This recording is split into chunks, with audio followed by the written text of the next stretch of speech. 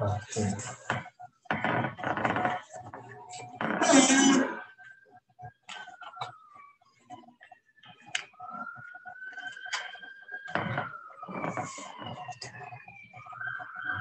It's a nice looking paper.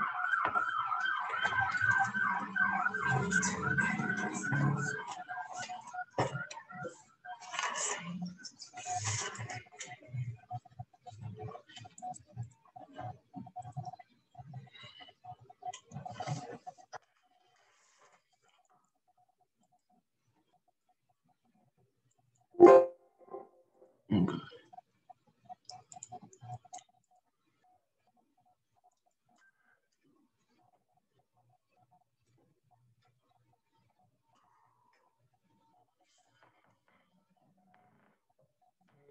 You got a paper? Oh.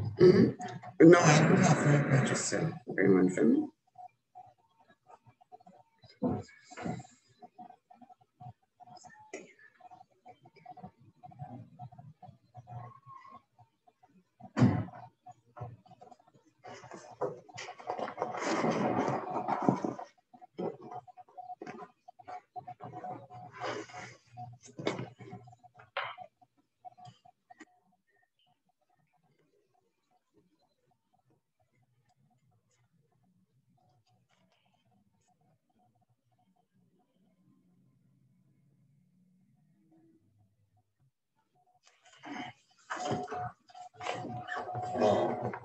Hi, on time birds. How's everybody?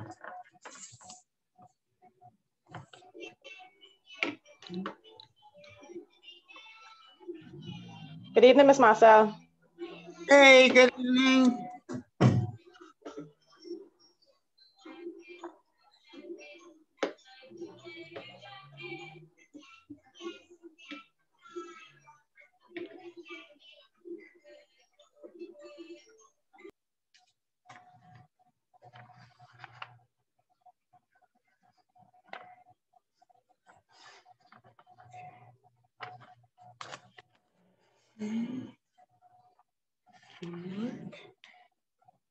Just making sure I got your term paper in front of me.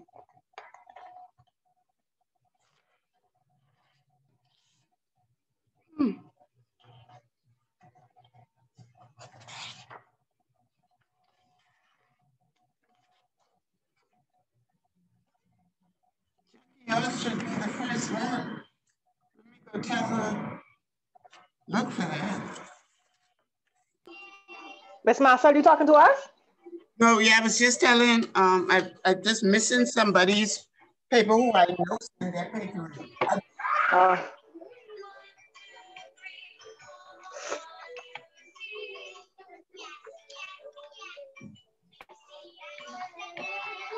If I come to you right now, baby girl.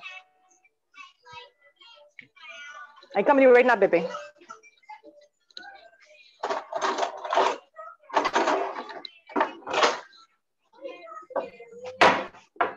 Pardon?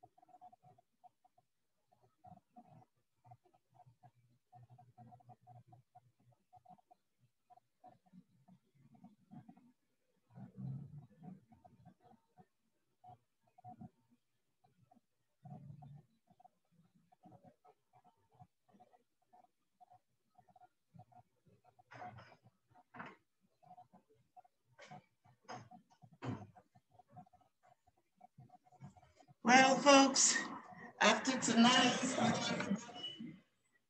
you can safely say you would have gone the last mile of the way.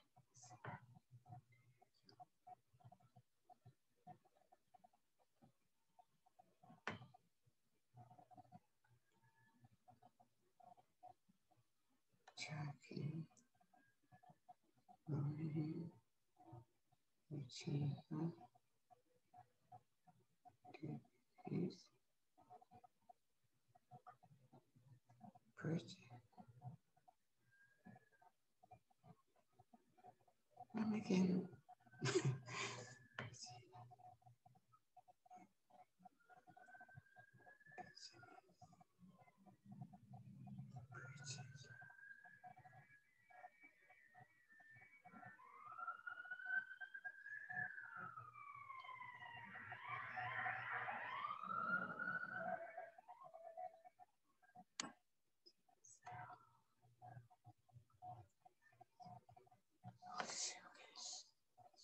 All right, let's check if the slowpokes. I know one person who is not going to be here.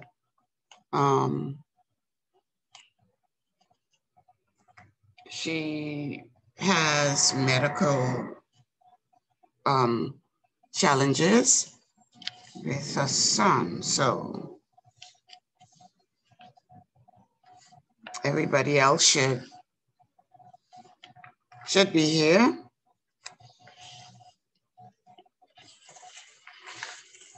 So let's see if we can catch up with what's happening around. Miss Marcel, remember when you go to the right, we can't hear you. Oh, yeah, I'm just getting my paper. I'll make sure. Oh. I'll be like Beyonce, to the left, to the left. Yes. Okay. My observation and question for opening question for discussion. I want your views, what you feel about the increase in minimum wage as HR people and why.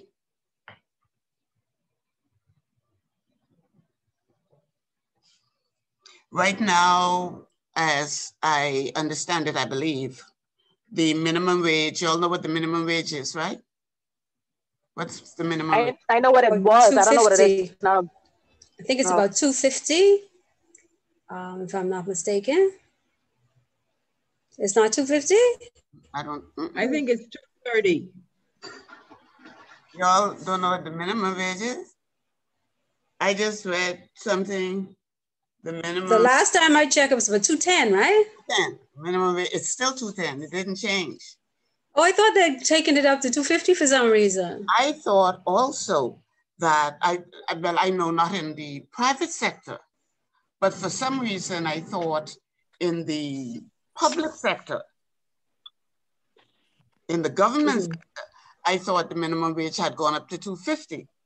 Right, I thought so too. I remember hearing summer.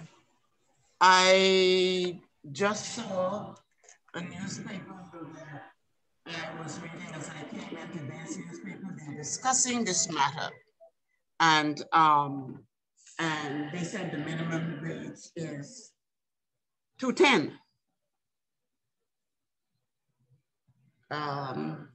Eric, you just joined us. Do you know what the minimum wage is?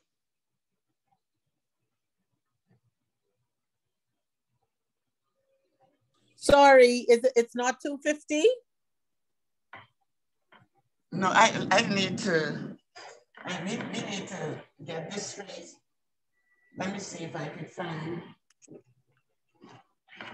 hang on, my cousin works for statistics. She ought to be able to tell me. Because this is important to what I want to talk about.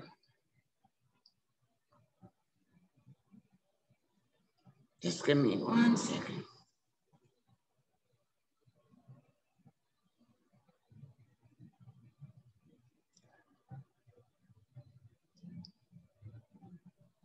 $5.25 per hour. So how much is that for 8-hour day? 5 8 to 4. Oh no, it's good. Oh, let me see. Where you getting that information from? Make sure you get good. It's 210. We just Googled it. Okay. It's 210 per week, $42 per day. Okay. $5.25 per hour, and that was effective 1st of January 2017. Okay. Yeah. Okay. I have see 5.25 when I Googled, but it's working out to the same $42 a day. Okay. So now, here's what I'm saying, that every manager, everybody who manages people, especially people in HR, is supposed to know all these sorts of things. And you're not supposed to be feeling for it. You're supposed to know it. The other thing is,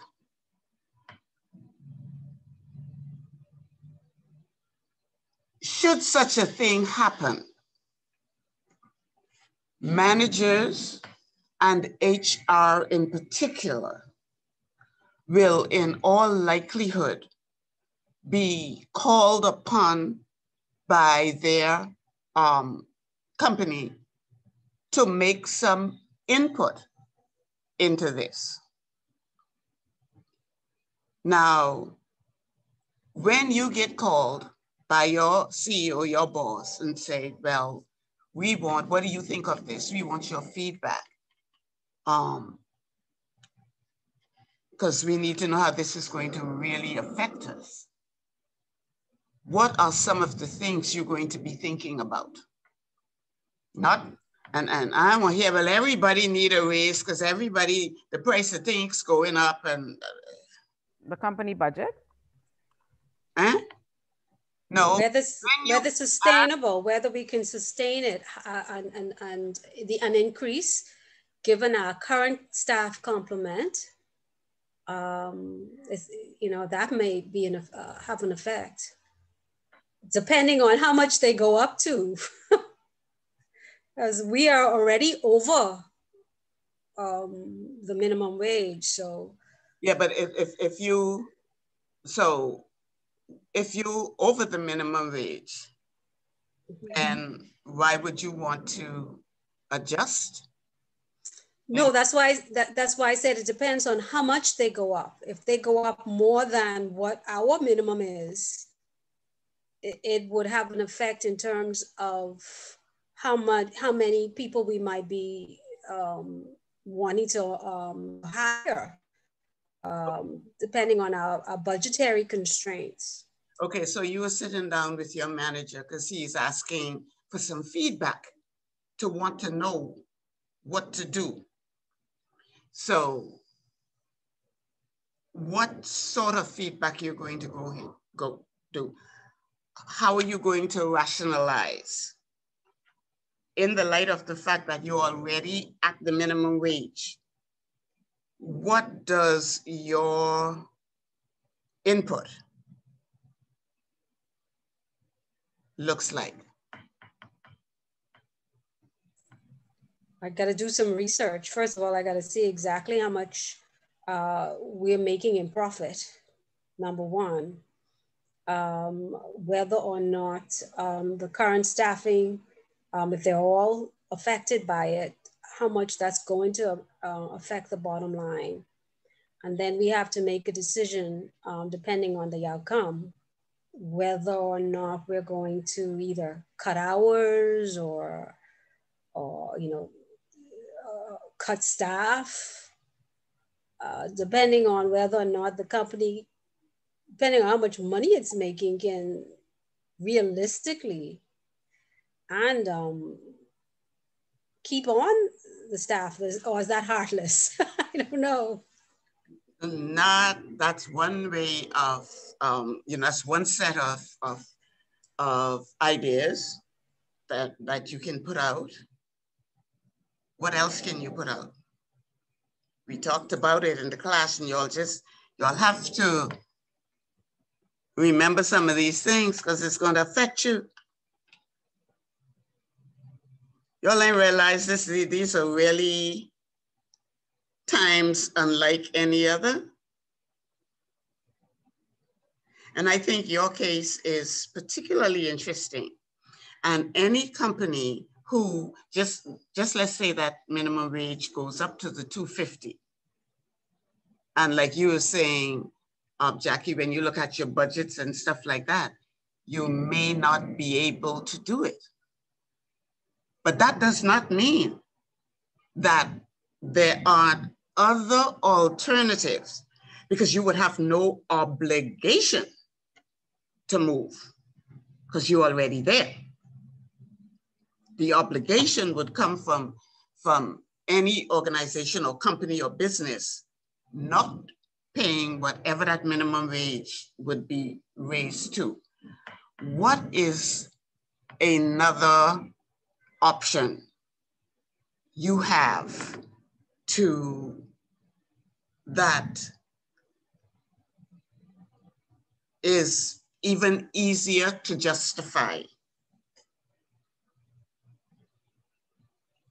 If you all remember, I shared what we did, what we always did at one of my companies, at Solomon's, even when, let's say performance increases wasn't possible. Now, see, I know you're all tired, and if you're all tired tonight, just try out, go in the kitchen, make some coffee, plenty caffeine, bring it back and sit here because we almost done, and you all have to think of how you're going to help your organization. Because if you can't do that, guess what? All you did was very selfish and hoping that the certificate gonna get you some more money. And that ain't fair, and that's not right. So come on, think about it. If you are already at that minimum wage, what can you do that you may not be doing right now, or you may be doing? And Erica, I need another hint. You were supposed to need no hint.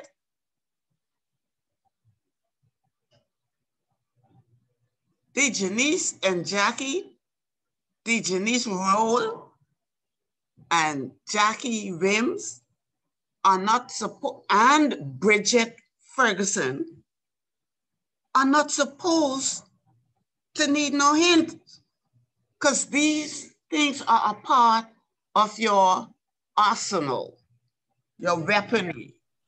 You spoke about training, insist that they go through, not that one?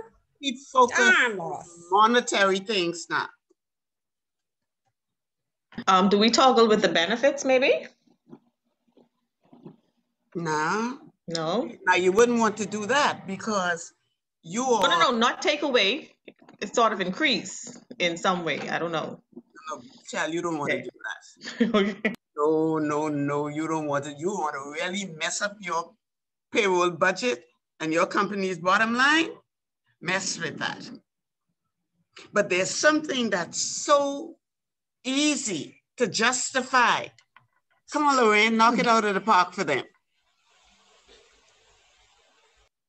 Or you all gonna punch yourselves right out when Do you give them a choice? Miss Like, Marcel, let me understand your question. You're asking us if the company is at minimum wage and it increases, what can they do to maintain their staff, their employees?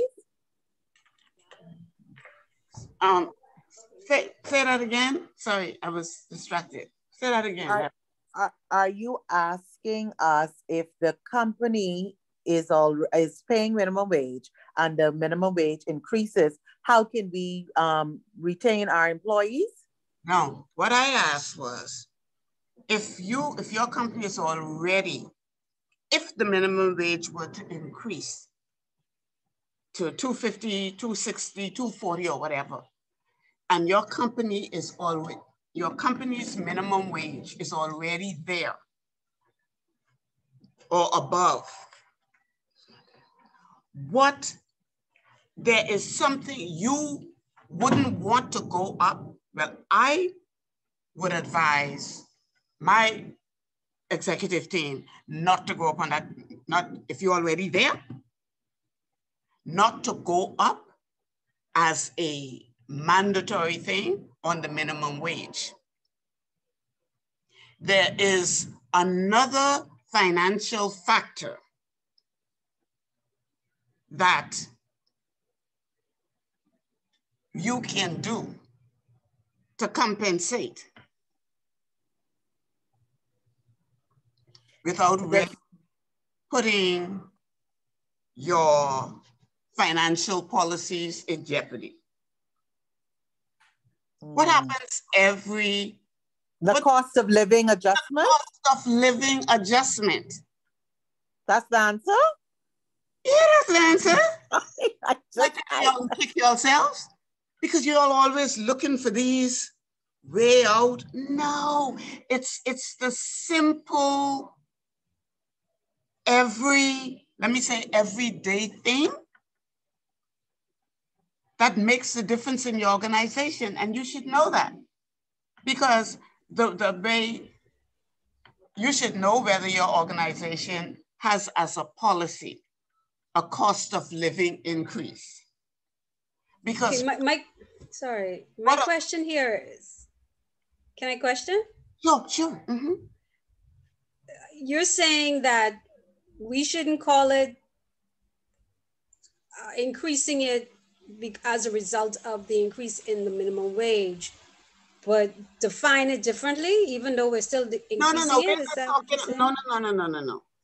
I'm a minimum wage and annual cost of living increase are two completely different things.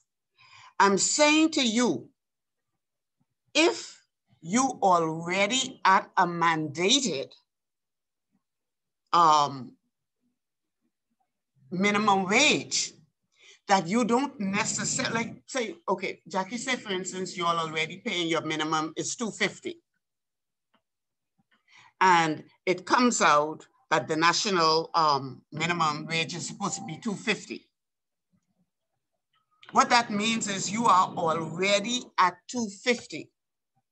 Now, if you choose to want to take all them people's savings who are trying to save their money to do whatever, okay, and hike that wage up to $2.75, because you say nobody telling you to do that.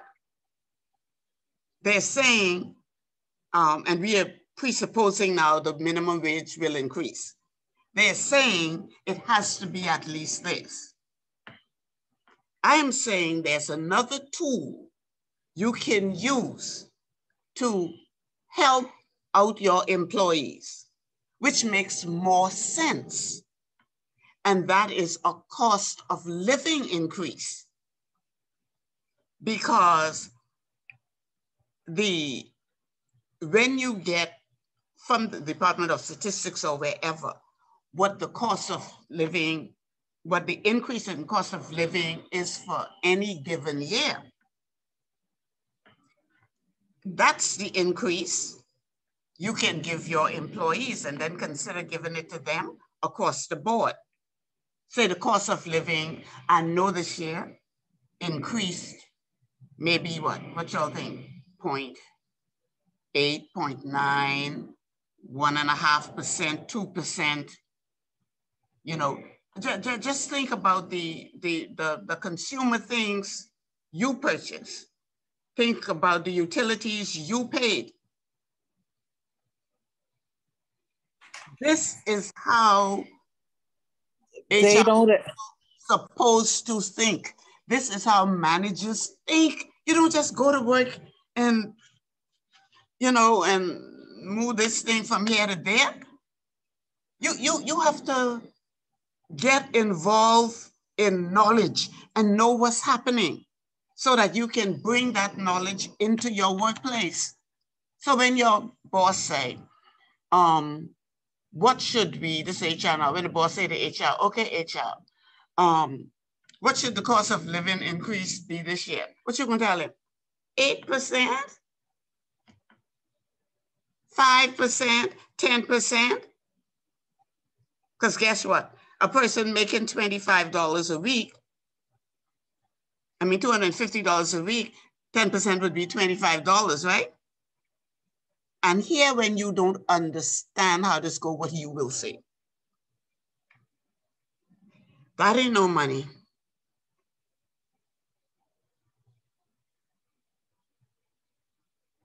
That's what you will say.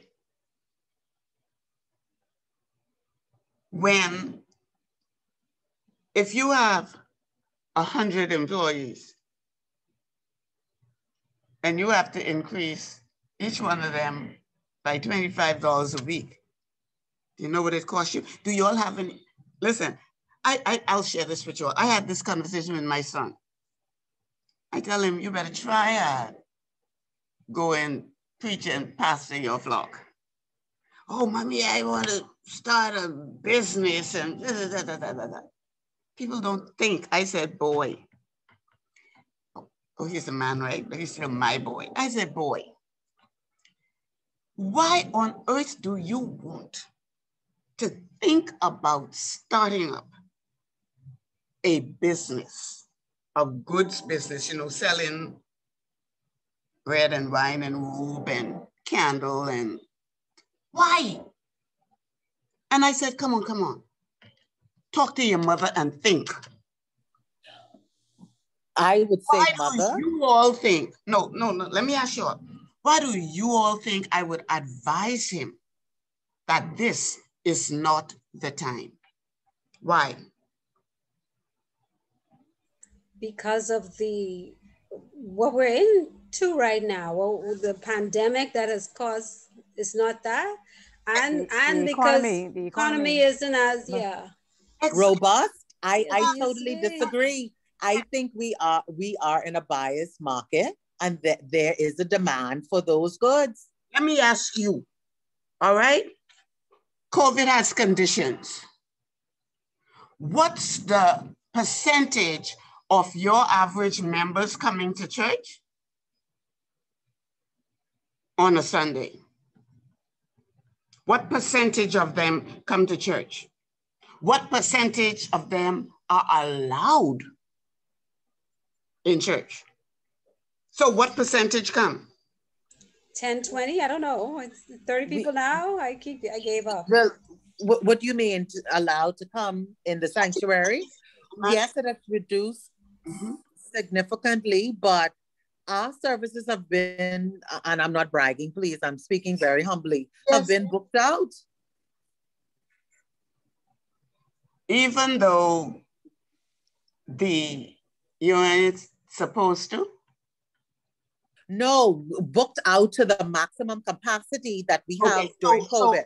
So for example, our sanctuary, one of our sanctuary holds 750. Our capacity is 230, and you have to make reservations. So we have a window there for persons walking up, but we've pretty much been doing 230 at one campus. Yeah, which is the difference between 750 and 230? Yes, ma'am, but we're doing 6 services. Let me add that in. So 3 East and 3 West. So to have 3 services West at the capacity of the 230 kind of makes up for before COVID, if you think about it. Again, I told you all I'm gonna, I will remind you again, all right? Because I could tell you some things that you probably say, oh Lord, okay? It's important to know your company. Don't go in HR and think all you're gonna do is sit down pretty behind a desk. You have to know what is happening. Because if you don't know, you can't make knowledgeable, competent, intelligent decisions, okay?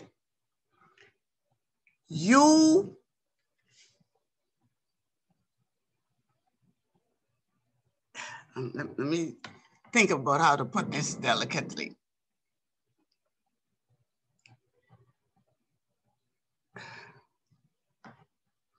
Just say it, we have broad shoulders. No, I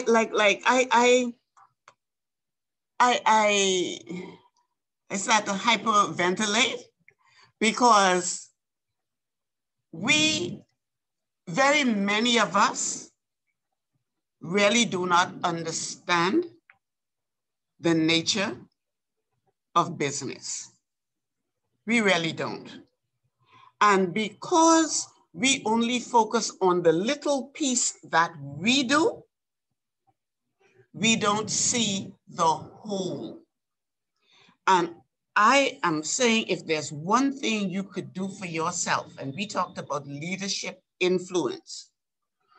If you have any influence, you make sure that you are sitting at the leadership discussion, the operational discussion table.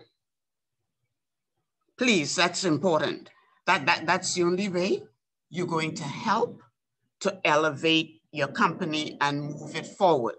Because you should be giving anything to do with employees, no matter what level, and employee dynamics.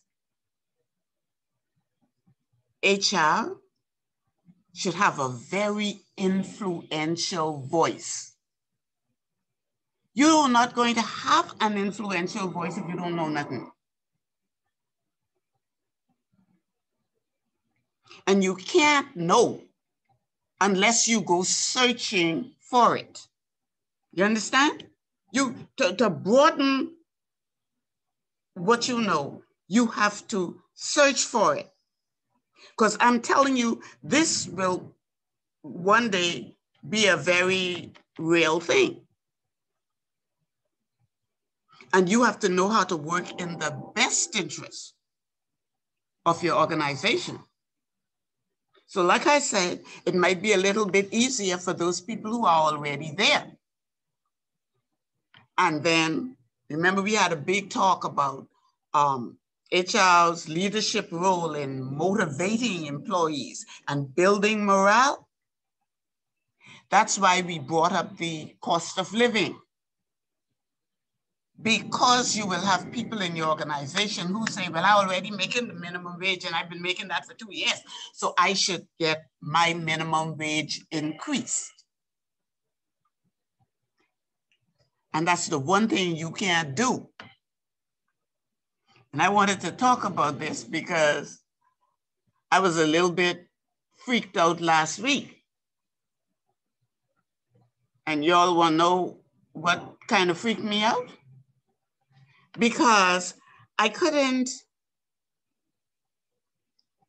I found it hard to accept.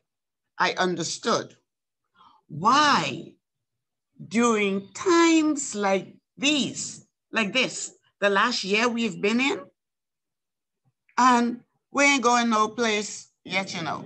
We're nearly beginning to get out of the woods. So I couldn't understand how people were talking about getting bonus, increases, and all those sorts of things. They sound crazy to me.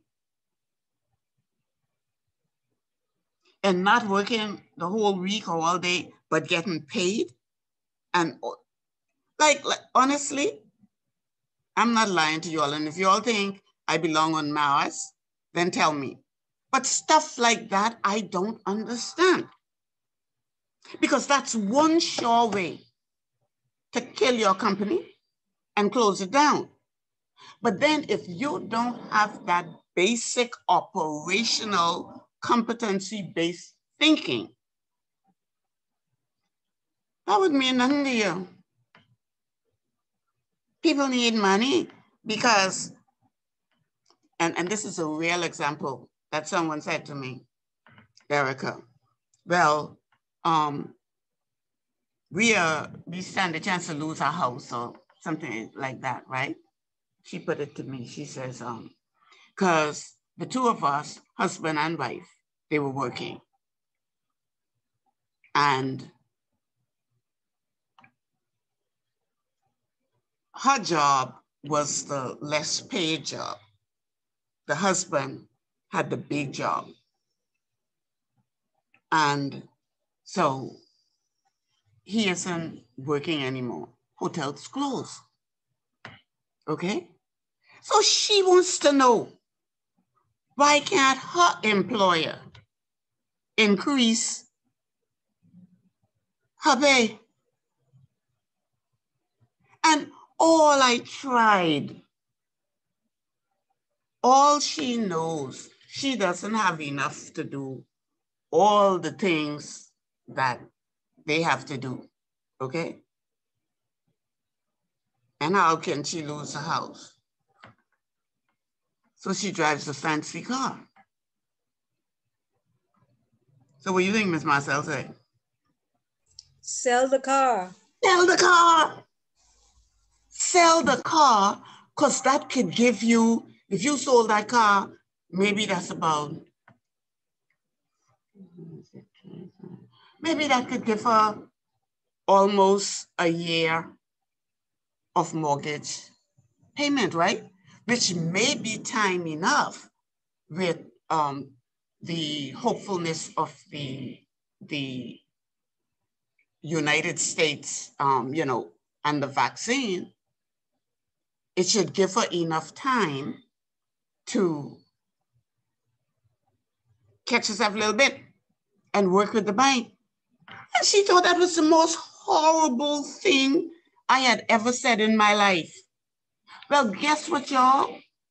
When I came out of the parliament, and y'all don't go in politics here, because when you declare a side, God help you. I couldn't even get work. And I am not embarrassed to tell people, I almost lost my house. Well, I almost lost it when I was campaigning. And after giving my service to my country and killing myself for y'all, I almost lost it again. Okay? So guess what? I had to sell. I had a condo in Grand Bahama. I had to sell that in order to help pay for where I am. I had a piece of property. I had to sell that when I was campaigning. So all I have is where I am. I don't have a problem. Okay? I gave my Cadillac Elegante. There was only I think there was 2 of them in Freeport, because I got in Freeport, and either 2 or 3 in Nassau. I had one, Simeon Hall had one, because ours was the same color, and somebody else had one. I gave that car away, and I walked for 6 months. And y'all know why I gave it away? I gave it to Reverend Glenn Nottage when he was down at the AIDS camp, because I used to go visit him. And we went to visit, and their bus was down, and I had no money to help, to give. The Holy Spirit said, give him the car. My Cadillac Seville Elegante. So give him the car. So I gave them the car and I walked, and my friends, or my so-called people who, I call them friends, but at least I thought they did like me. They would pass me on the road, me and my little son, waiting for the bus, and turn their heads. Hear what I tell you? Serious thing. And I'm saying to you all, if this work is going to mean something, you operating on a different plane, baby. All my life, all I wanted was for my people, the most to come out of them. And I know it is possible because God brought the most out of me first and robbed me of every bit of importance that I might have had. So if your husband got car, you got car, okay? And I mean, these are nice vehicles. These ain't like my 2012 Kia that the grace of God caused me to have, and I treat that like a baby, okay? If the two of y'all have car, it's more important for y'all to ride around in car and look fancy and rich than keep your house. That don't make no sense to me. That makes no sense to me. It doesn't, but our culture, I don't know. I lived in Grand Bahama for, the bank had sent me to Grand Bahama for a stint, and persons were losing their house who had fixed deposits. But because it is in their husband's name and they weren't in a good relationship place, they would have rather come out to pay rent than to help save the mortgage or work something out with the bank to take over the mortgage. It's crazy. So I don't know if it's our culture, our way of thinking. That's why I know you said about you have to start at home, but boy, we really need to find a way to get it in the educational system to get students thinking differently about cost of living and saving and money management. Erica, they are not going to think differently if they see one thing at home. I don't care what the teacher tell them in school. When they go home, parents still give them a $400 or $500 phone, put minutes on it, do this and that. It cannot be, okay?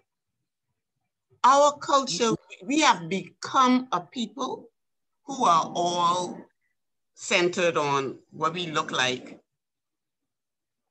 the car we drive, the clothes, and stuff like that, okay? That, I mean, you know, ain't nothing I could do about it. I could pray and I could do what I do. This is what I do. But I'm saying to you all, I would like to see an army. This is a good test for what you were saying. Well, Ms. Marcel, if you teach them in the school, this is a great test. You all have been exposed to something different, a different way of thinking, a different way of doing things. What difference are you going to make in your organization? Now, let me tell you how I know. You all will probably be ready after tonight, but up to tonight, y'all wasn't ready. Because every night I come in here, I say, have you all looked at your resource book? Have you read your resource book? Y'all think I'm stupid? No. But guess what? My conscience is clear because I spend weeks and weeks doing this for you. I could tell you, go to the library and get a copy of a couple of chapters that would have meant nothing to you. But we talk in reality. And I'm saying HR people, and I keep saying management people because some of y'all can tell me, I ain't in HR. Well, as long as you have direct reports under you, guess where you are? You're in HR. Erica, your assistant, your clerk, your help, whatever you call it, you are in HR. Because there are plenty things you have to work out and sort out with your employees, Lorraine, before you send them to HR. They go to HR when you can't work it out. Because why? Why you send them to HR? Because what's HR? What's HR's rule? What's HR supposed to do? Come on, name them rules to me. Manage resource. Human resource. Counsel. Counsel. Coach. Mentor. Mediator. Psychologist. Advisor. You understand? All those things are HR. So who and what you gonna advise if you ain't know nothing? And Gray, I hope you right there listening, like looking at these two beautiful babies.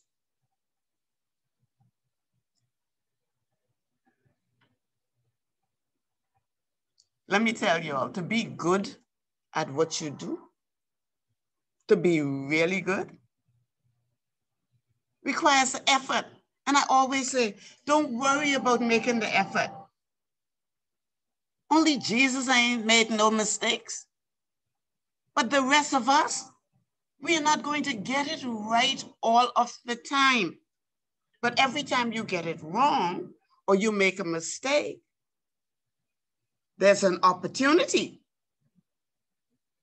to figure out how to do it right the next time. But these are very challenging times. And whatever organization you work with, whatever organization you work with will need your help. They need the help of people who understand. And that's why whatever I do in my life, I make it a lesson. Every time I drive from my house down to my sister's house where my mom is, in Ferguson Road or Ferguson Way, whatever they call that, I try to see how many tourists I see anywhere on that Cable Beach Strip. And for days, I don't see a single one. And today I saw 6 coming, look like from the area of what's Bahamas Hotel, the fancy one, I think.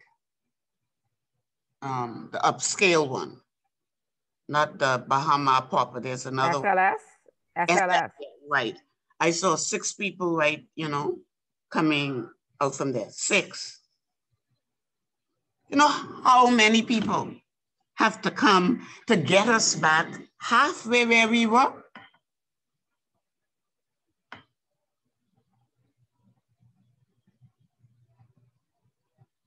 And let me tell you, I don't care how much money the average Bahamian have in the bank. If nothing is coming in, it's going to be coming out. That's just economies of scale, they call it. So you all have the opportunity to make a difference. Because this is what human capital, human resource management is all about. The administrative things is the small things. And this is why in intermediate, we don't talk about them much. Because you're supposed to know, you're supposed to keep records, right? Your department keeps the records. That's the administrative. Your department have to help those managers to know what they're doing. How many vacation days a person have, how many sick days a person have, how, you know, all those sorts of things. You're looking at them, you all like to talk about training, training, training, training. How many people do you recommend based on what they need to be trained? Based on what they need, not no foolishness, because that's a waste of your company's funds. Like, for example, I don't believe in this, everybody is a leader. I have never heard such rationalist, whatever, thought. Because that ain't no true. That's not true, okay? But there are companies who would send out direct reports, who can't, who have very routine, mundane jobs. They'll send them out to HR. I put the blame on HR. We'll let them go, or we're okay for them to go to a leadership seminar. Then HR will never go to a leadership seminar. HR would never suggest the managers, the supervisors who have to lead, go to a seminar.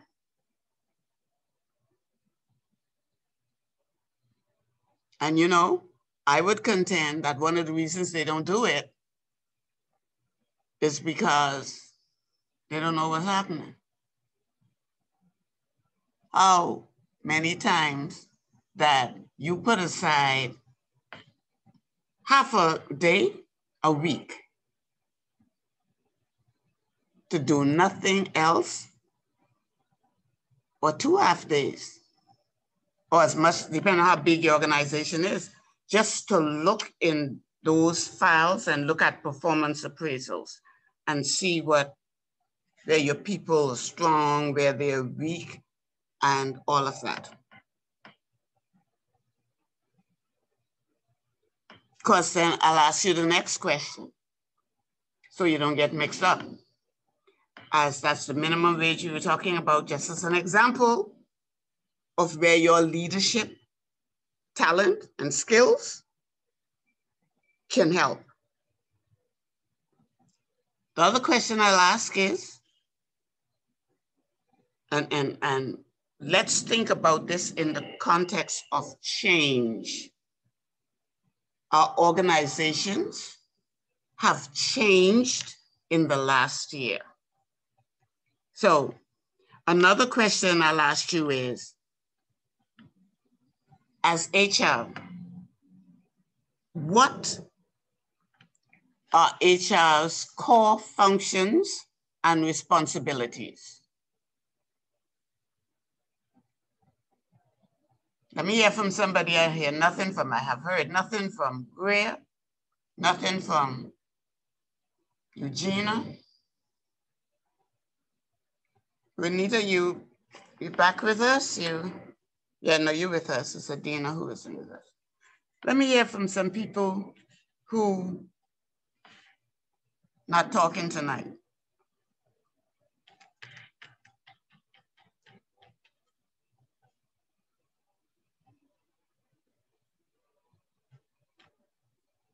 Greer, you there? Talk to me. I believe she was on her way home. In the chat, she said that she's driving home, so she may not be able to speak. She said she's almost home. Okay. Let me tell you something else about HR people. If nobody else has integrity, discipline, and commitment, HR is supposed to have it. You committed to do this course. It's only 3 hours on a Wednesday. So guess what? You ought to be able to schedule yourself so that you don't miss your class. Because isn't that your expectations of people? Talk to me, y'all, just talking to me night. Because, you know, I'm serious. When you leave from here, you gotta have something. And only next week we have. And we're talking about leadership for change. We're talking about leadership for change. This is what we're talking about tonight. Knowing what you're supposed to be doing and leadership for change. Don't you dare ask anybody to do what you are not willing to do. I just had that same conversation with my the lady who works with me. I'm like, we're in HR. Coming late isn't going to fly because we're the ones who are going to be speaking to staff about their tardiness. How are we going to go to them to speak to them about it when we're coming late? Now, I understand things happen. However, don't let it be a constant or a consistent thing. Things happen, but you communicate. And like you exactly said, they're two important words. When it's consistent, yes, and always happen, that ain't things happening. Right. You're being lousy. Exactly. And you shouldn't be there. Okay? Right. Because when you're just think about what you tell them people when they come to you. Well, I was late because the traffic was, and I was late because, you know how annoyed you get?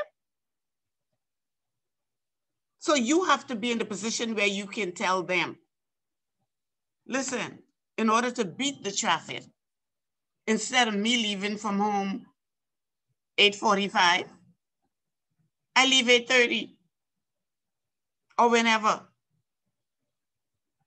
But that's your role, remember? HR leadership role. Example, leadership ain't only, leadership is doing.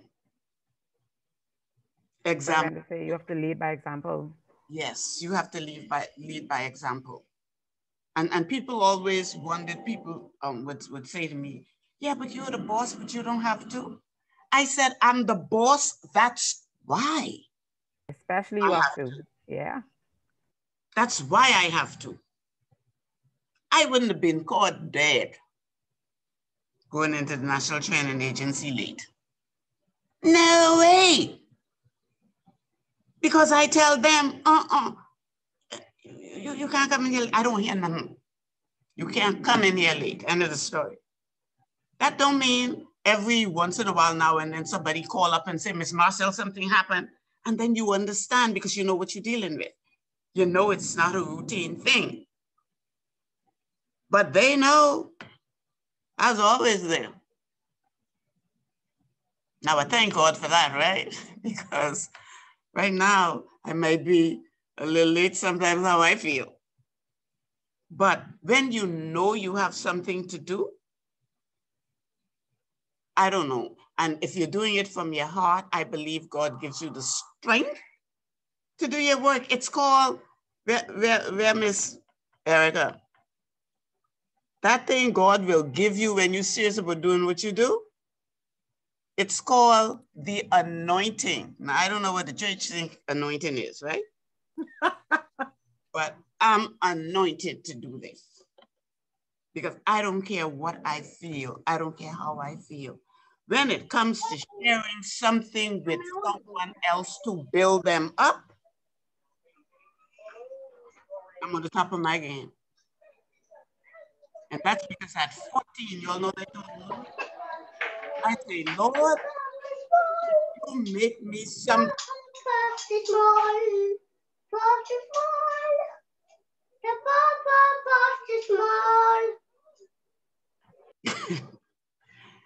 Hey, Gina. Eugenia. Yes, Mom, my internet acting up. Sorry. Your internet got come up with all that singing and noise we was hearing just now? Sorry. I'm sorry. I kind of had to log off and log back on this now. Okay. And then don't let it act up. Let it act down. Equals mute. Good night, Miss Marcel. It's Greer.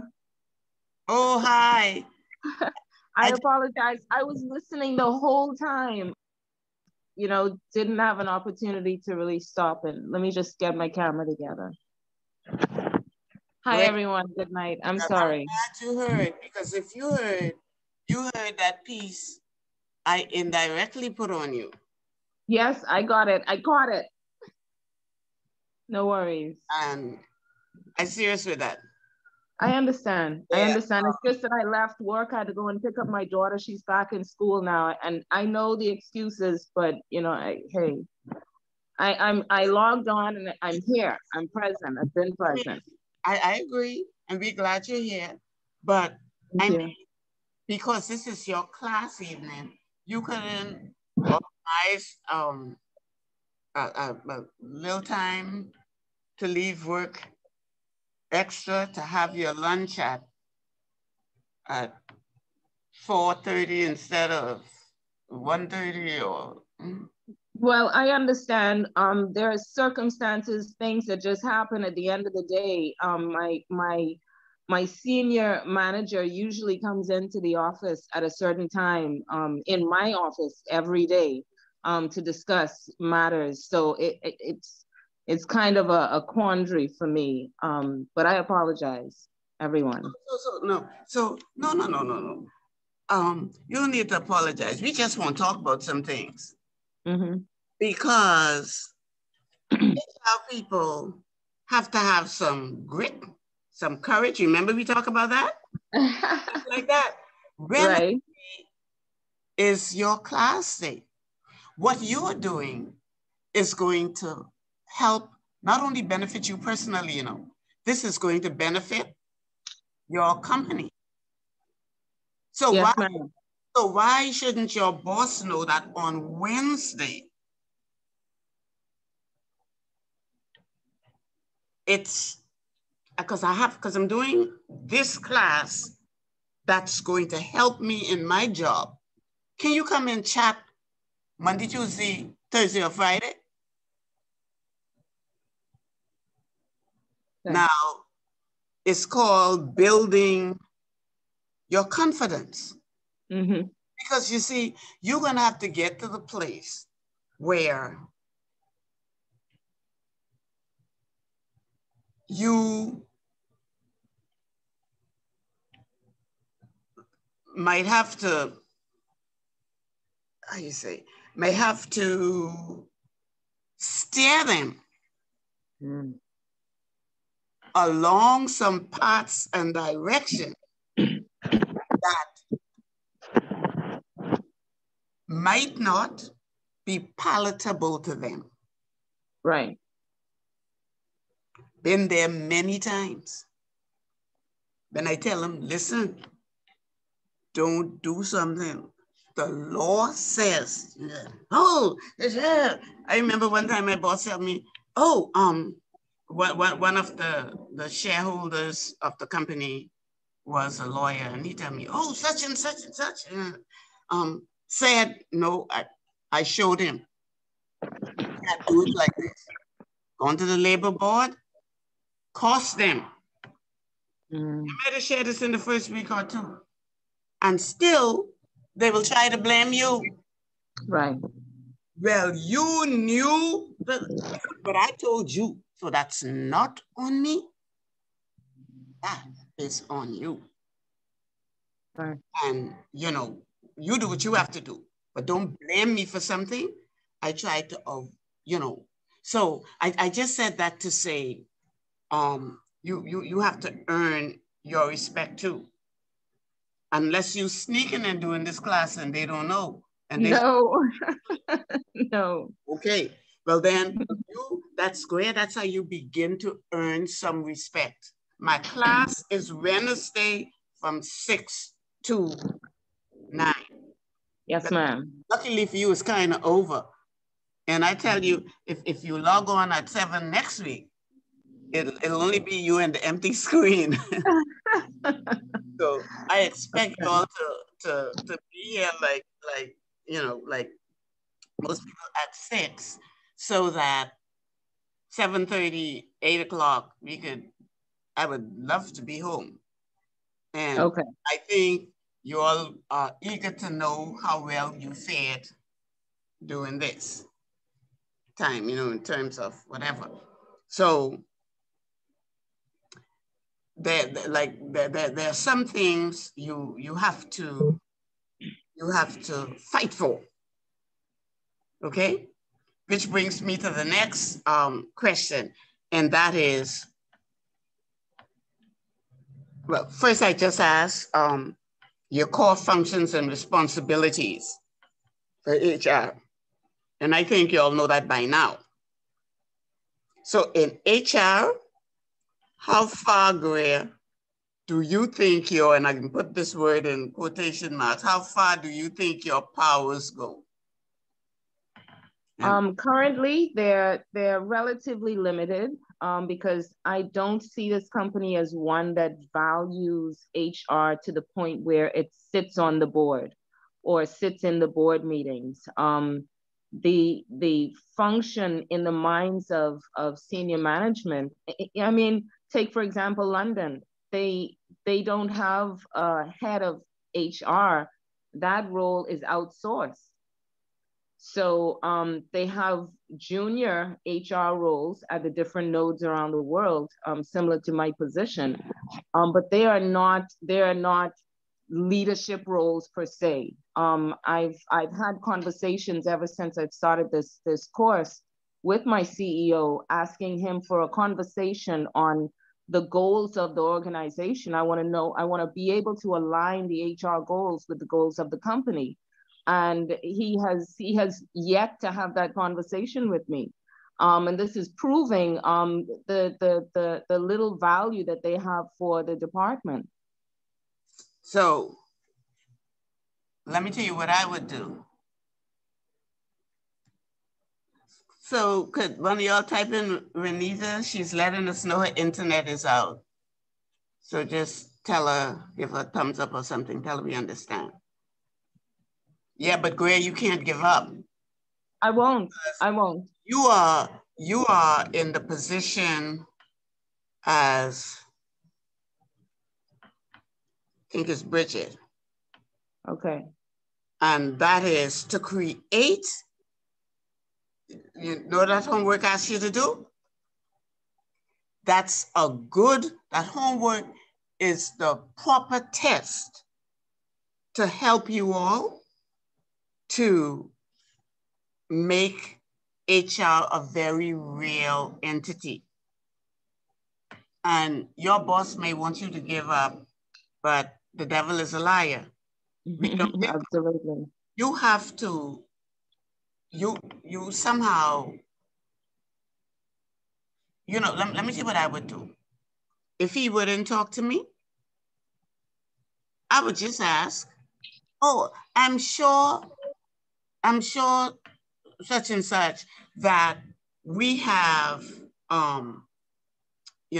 that we have our HR policies, procedures, whatever, corporately in. But corporately doesn't necessarily mean that everything is in line with what we do here.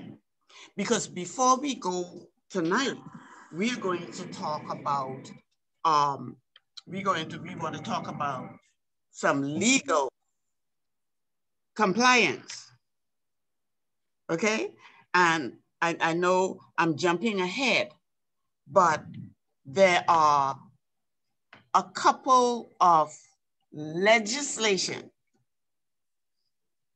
that every HR, you don't have to know everything in the legislation, but the legislation is supposed to be a part of your library. And the basic things you should know. I know I can't say I guarantee you, but I'm pretty sure like they wouldn't be your corporate stuff. So you have to build the Bahamas part of the HR. And I'm hoping that going through your paper would help you to frame that to him. Mm-hmm. And it actually helped me to think it through. It was very easy to relate what I was doing to what my plans are for developing this department. So it was very useful. And remember when we talked about how important timing is with your leadership influence? Right. Now, there got to be some time, Mr. Have No Time. Have to know what's going on in his local office here, to know how this works. And right. You'll find a way. Just don't give up.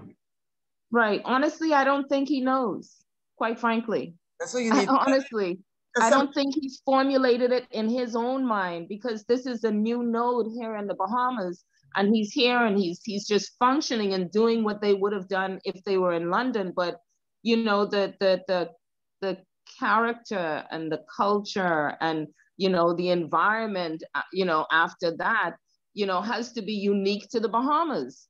And we have an opportunity to develop this. We have all of the pieces of the puzzle there, but it has to come together to make a well-oiled machine and make the team happy at the same time, you know?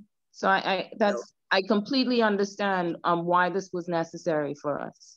You have a great opportunity, but you wouldn't make the most of the opportunity being timid, right, and shy, okay? Because they have to begin to trust your leadership ability in this area of HR. So there are some things you and Bridget supposed to know. So Bridget and Gray, I ain't asking the rest of y'all, I got more things to ask y'all. There are at least 3 pieces of legislation. No Jackie, no Denise. Everybody else could answer. There are at least 3 pieces of legislation that should be like Bible to you all. I want one from Greer. I want one from Bridget.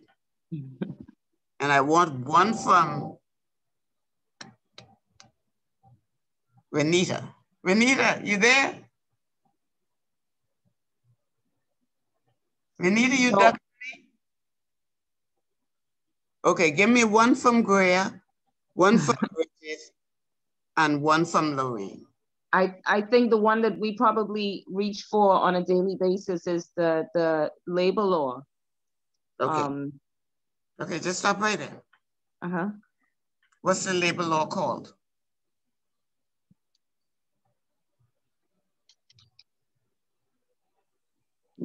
I can't answer.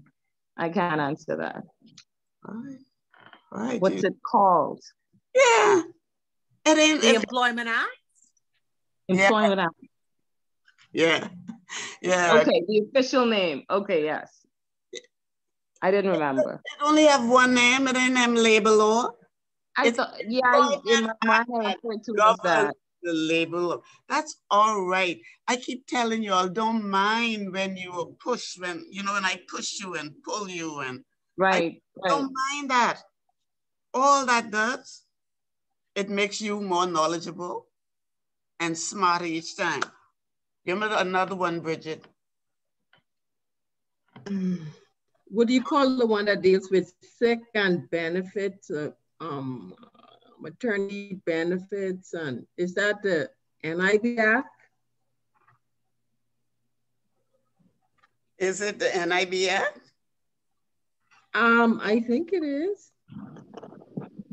You ain't supposed to be thinking. Yes, it is, but you're supposed to know that's what it is. Not only are you supposed to know it's NIB legislation, but you should be able to go to the sections for the common things that happens in your organization. What are the common things that happen that relate to NIB legislation? Sick, maternity, vacation,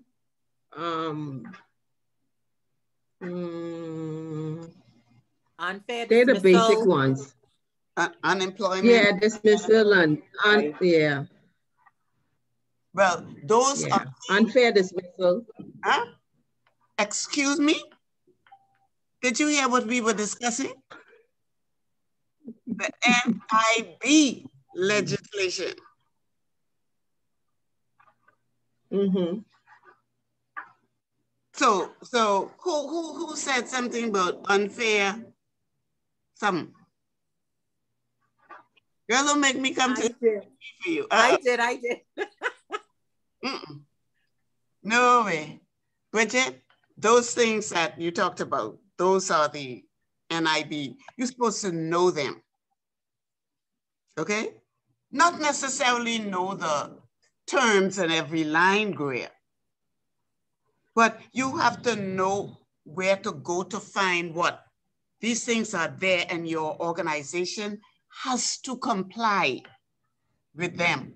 Although I know there are some organizations that lose money because they're too lazy, okay? So they just, oh, let national insurance pay them and we pay them too, you know. We don't take off the third or what, however it works. But then that's on HR. You know, so you do the right thing. One question I have, Ms. Marcel, I have a quick question.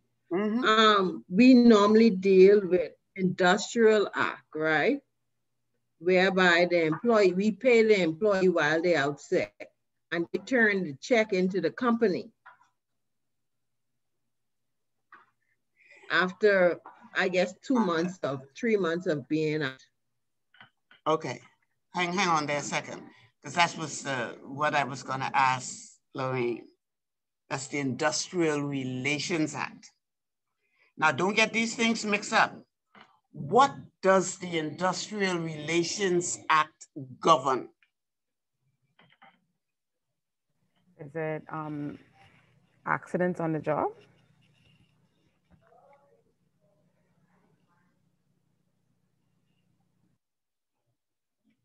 When you hear the term industrial relations, what comes to your mind? Unions. Unions and associations and so that's another important piece of legislation. The NIB does regulate industrial accidents that happen, not sickness. Sickness is different from industrial accident. Industrial accident, somebody slipped down and break their foot or something. That's an industrial accident. At work. And then, yeah, and then the act spells out for you how you go about reporting, claiming, and all the things you're supposed to do. Now, if in my time, I retyped like in bullet point for myself, exactly what is supposed to happen in each of those cases. So I didn't have to go through and you know, and read, and I made it make sense. because some of the language sometimes mix you up. So go through it and pull out the parts and just write it in English. But so that's the NIB legislation. Back to the Industrial Relations Act, Lorraine. That's one of the areas where HR leadership influence is so important, because you might want as much as possible to keep union out of your establishment. I've never worked anywhere that had a union, ever. Thank the Lord. Well, ask him to put his wings of protection around you. Not, hear me out. I thought having a union was good at work. No, I'm not saying that a union is bad. That ain't what I'm saying. Because sometimes unions are organized in a place because employees feel they are not being treated fairly. But in this environment, I would say to any employer organization, try to treat your people fairly. Because if you know anything about union negotiations, they always start way above where you are, and negotiations sometimes become very difficult. We tend to have a set of people these days who don't understand negotiating compromise.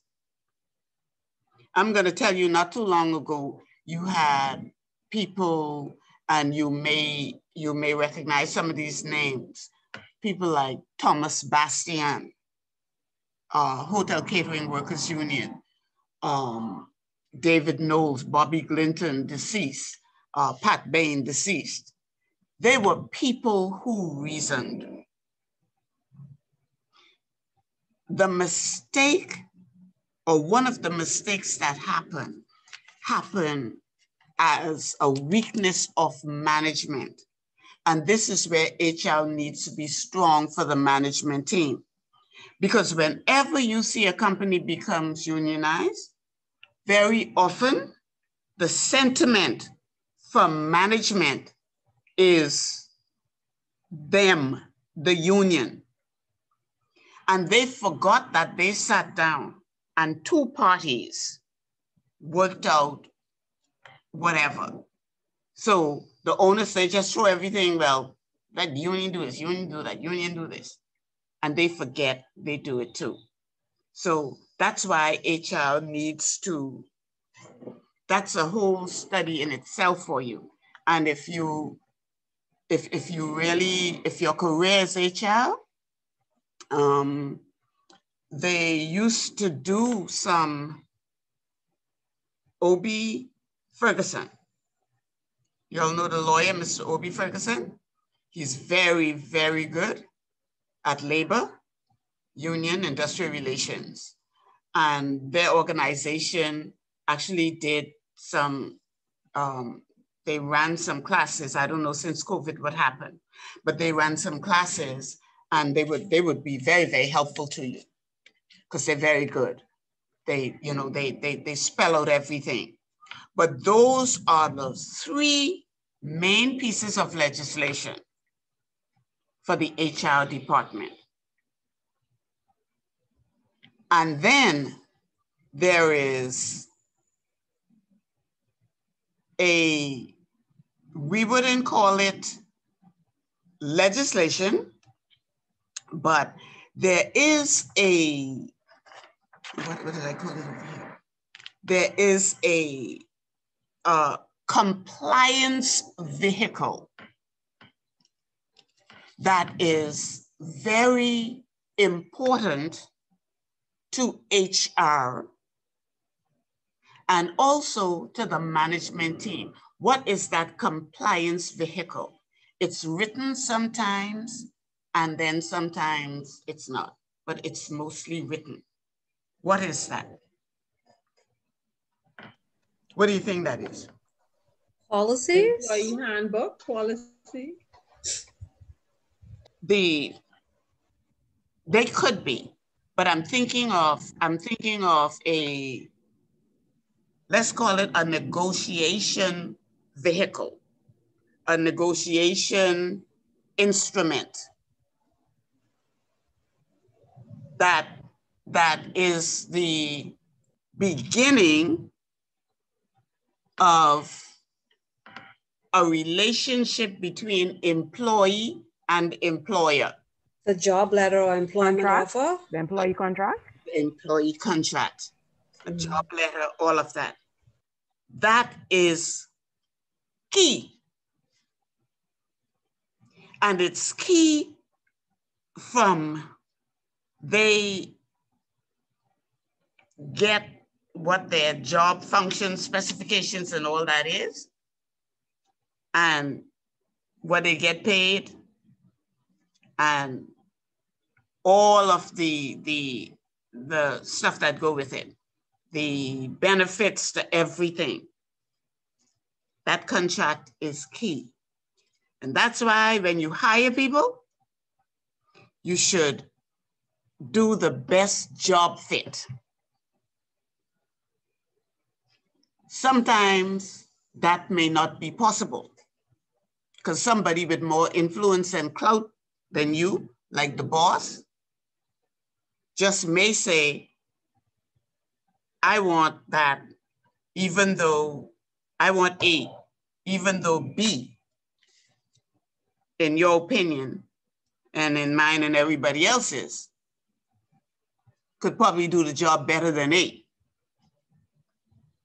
And then what do you do in circumstances like that?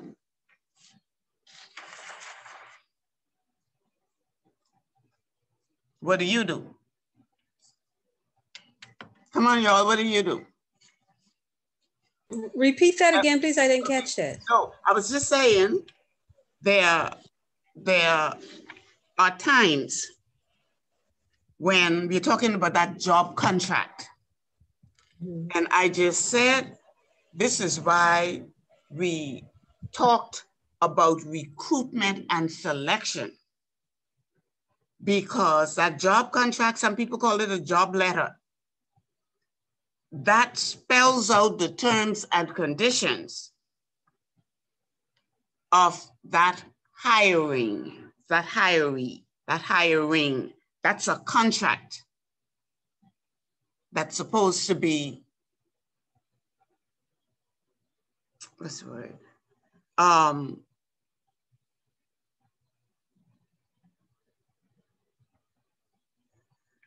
Honored by employer and employee, right? So I'm saying now, here is that contract signed, employee is working. Just to say employee isn't working out. But that wasn't the employee that you know was best suited for the job. But someone with more influence than you said, that's the one I want.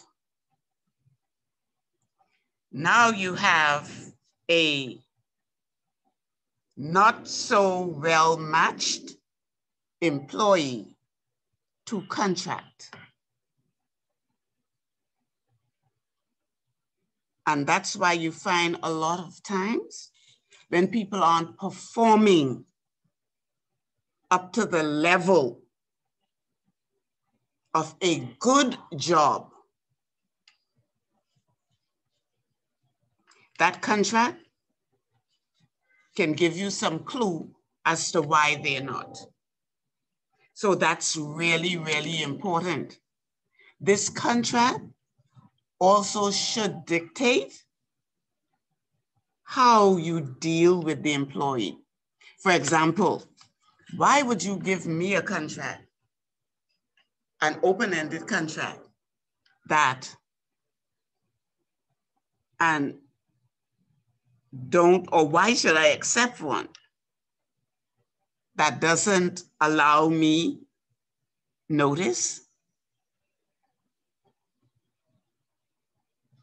that doesn't tell me what I'm entitled to? And you would hardly find that happening, right? So just let's say, for example, if I sign a contract that says you have to give me 2 weeks notice, and I sign that, but when we come to the Employment Act, the Employment Act says that I have to get 4 weeks notice, but I have a contract signed. I agreed with you that you give me 2 weeks notice, but the act says I'm entitled to 3 weeks or 4 weeks. What happens in that scenario? You gotta go with the act, that's law. Go with the act, that's law. So why do you think I say that? When you're hiring these people, that's why you have to know the law. Okay? If you don't know the law, you could get yourself in a hell of a lot of problems. That's what I'm trying to tell you. And this law, listen, you all don't know, I am so glad I'm on the veil, because these laws could cost you, you know. They could cost you plenty, plenty, plenty. Speaking of laws, here's a question for you, because it's a situation I'm dealing with right now. How, if you're given instructions from say, let's say the CEO, the head, or the owner of the company, to let go of certain people, according to the law, if it's without cause, you got to pay them out. There's no issues, right? However, if there is cause and you have proof on it, do you pursue that necessarily, or just say, you know what, we don't want our reputation to be sullied in any way, shape, or form, so we'll just let this person go, pay them out, and call it a day? Okay. I fully understand what you're saying, right? But in the back of my mind, the question is,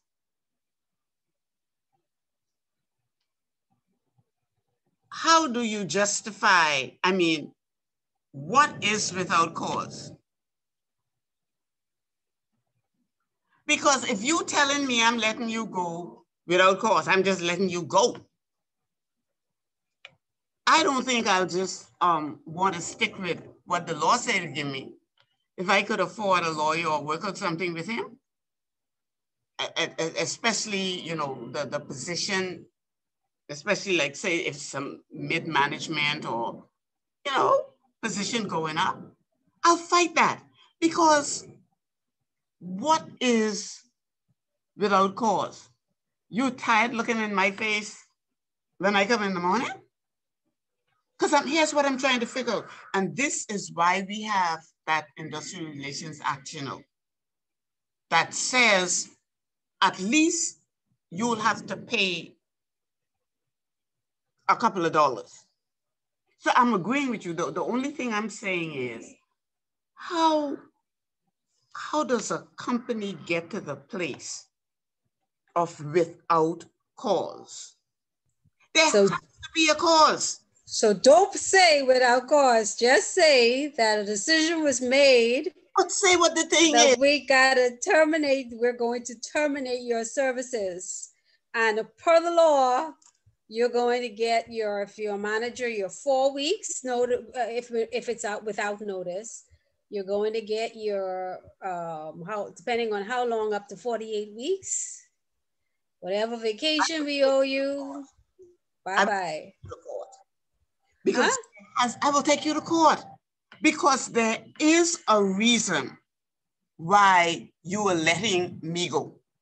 Do I have to give you a reason is what I'm asking. Yeah.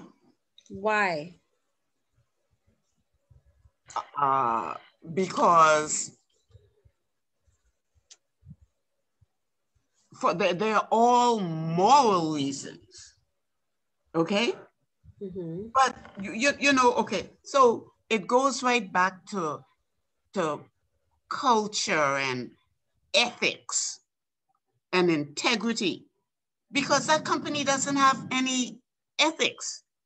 Who would just say go? There has to be a reason. You're not working out? Is that a good reason? Yeah, listen, this is, you're not working out is a reason. Let me put it like that. But,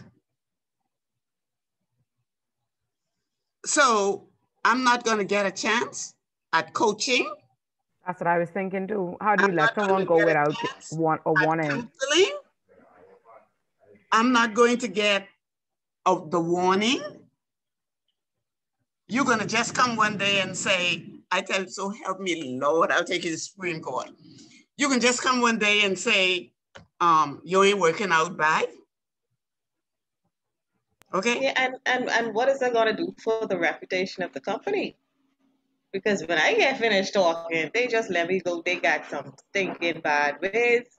Right. If you never give me a warning, a written warning, a verbal warning, you they never just pulled say, me in to you say gotta go anything. home? As far as I'm concerned, whatever I was doing was right all along. Exactly. I didn't think I was doing anything wrong. Right. Exactly. No one ever told me. Exactly. Now, I'll tell you all. It happens, Jackie. It happens. So what would I say now to the manager of the company who's saying, look, this is the direction. I mean, just getting a little memo stating we're letting this person go and we want them gone by XYZ with no reason. I don't know, fine. There has to be the reason. Make him give you the reason. Tell you and if they give you the reason and the reasons they give you, if you put that on paper, you definitely would go to court. Yeah, HR, help me out. If I could even understand if the person is not suitable for a position. But, and mind you, I am not saying that they don't have the right or they can't just say, I terminate you by, there's your, 2 weeks or months notice, and then I go to my little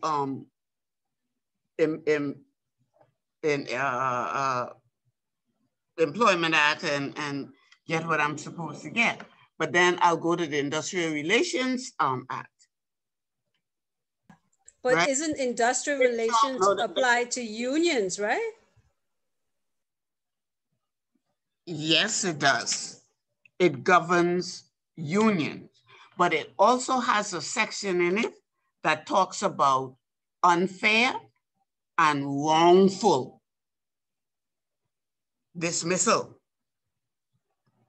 And so it's the employment law is lighter than wrongful. So if you're just going to let someone go, now let me tell you how one of my bosses did it. The man from Sweden or Switzerland, wherever he come from, right?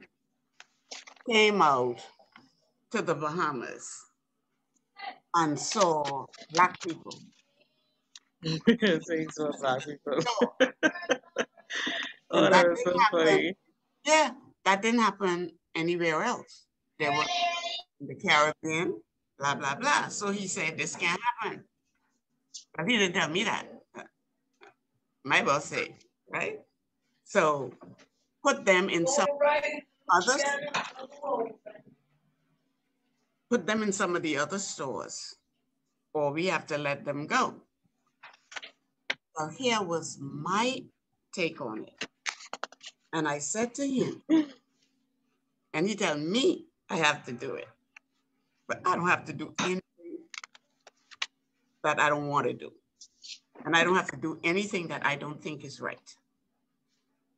And I told him I couldn't, not me, couldn't do that. Because those were the same people, regardless of the color of their skin, who sold them. You babe? Y'all have any idea what them Luciana, you babe yet? And stuff? Why not? You gotta mute D, Janice. Mute D, Janice. I'm sorry. Yeah. You know, you selling a piece of jewelry for things like $60,000, $80,000. And you want my signature to go on a letter saying you're terminated? The devil is a liar. So you know who got terminated instead? Right? I'm not doing it.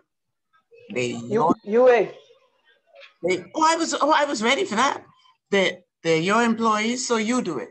But I am not going to do that because that wasn't right. And I'm going to tell you all this. What the law doesn't do, God does. He doesn't like his people to be taken advantage of. I tell you that. And I ain't saying that that was the reason, but 2 years or so later, when last you all see a store that had a cold country name on it, that had in it little in Swiss.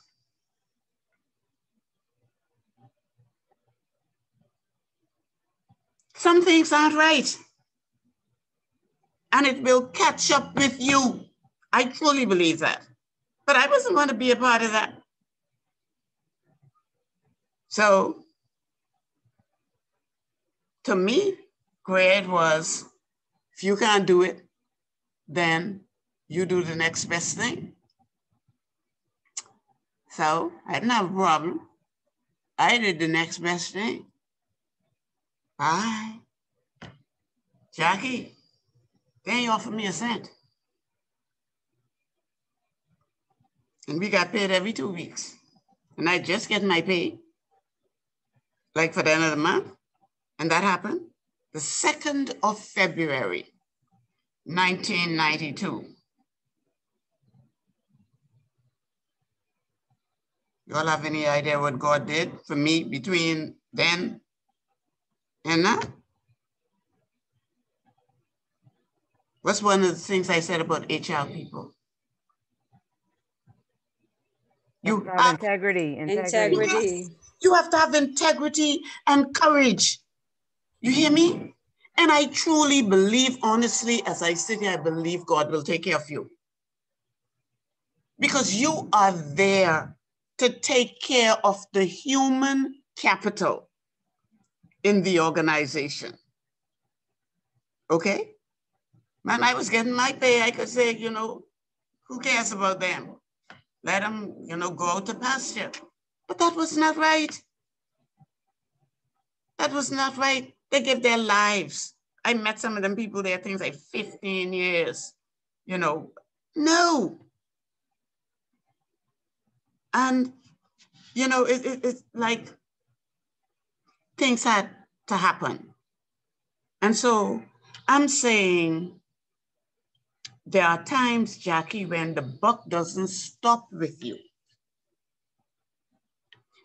You you all could make your recommendations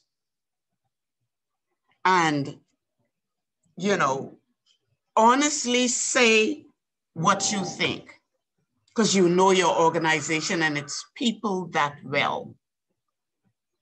But at the end of the day, if the boss says, this is how I want it, I don't care, great. Nah, you know you gotta use your common sense, right? He's the boss. The buck stops with him. And if he say no, you know, I don't hear that or da, da, da, da, da, da, da. You need the grace to back off. I always tell people, I don't know why people are afraid to ask God for help, you know. He helps you. I ask him all the time through my career and my life. I say, God, can you give me the wisdom to do this? Can you show me what to do? Can you, I'm overwhelmed. Can you show me? And say that, that's okay. Even right where you are in what you do. Because that's the strength you need to be a good HR person. If you're always crumbling, you're no good to nobody. Because sometimes you're gonna have to stand up tough to them employees too, you know. Real tough, because they'll push you. They like to throw things in your face. But you let y'all always, y'all, it's always y'all. Y'all let such and such do something. Such and such come late, y'all ain't do nothing with them. Such and such do this, y'all ain't do nothing with them. And this is why you don't make no excuses for anyone. Not broadly when I say that, not broad excuses, okay? But you gotta learn your people. And you know how you learn them? You learn them, you go to security department. Good morning, how's everybody this morning? You know, I'm glad to see y'all out, everything okay? Any challenges? You know, everything's all right, anything you need done or anything you're thinking of, that's how you learn them. And that's how you get feedback, you see? And you know what's happening in your organization. And that is the effective HR person. And then guess what? You begin to see things. You begin to see maybe, oh,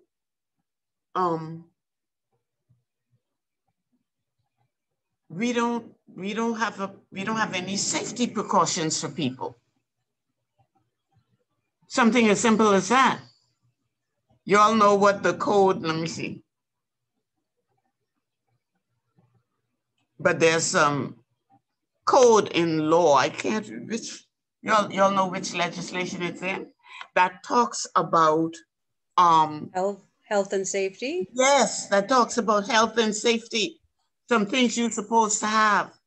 Exit marks, what you call the thing? Fire extinguishers in all the buildings. All these things, you know, in a workplace. And so HR is supposed to make sure they're there. And then what Jackie was talking about, just firing somebody without cause, okay? That's a lack of ethical behavior. Because if you could do that to your internal customers, then I would guess that you have no respect for your external customers and clients. You treat them any kind of way. And I want you to believe in some of the business places around here, we get treated badly. Don't care how they treat us, just spend your money. That's unethical behavior. So I want to recap some of your HR management challenges. And I want you to tell me, because we spent time going over all of these. So can you think about some areas of HR where you have challenges or where HR could possibly have challenges?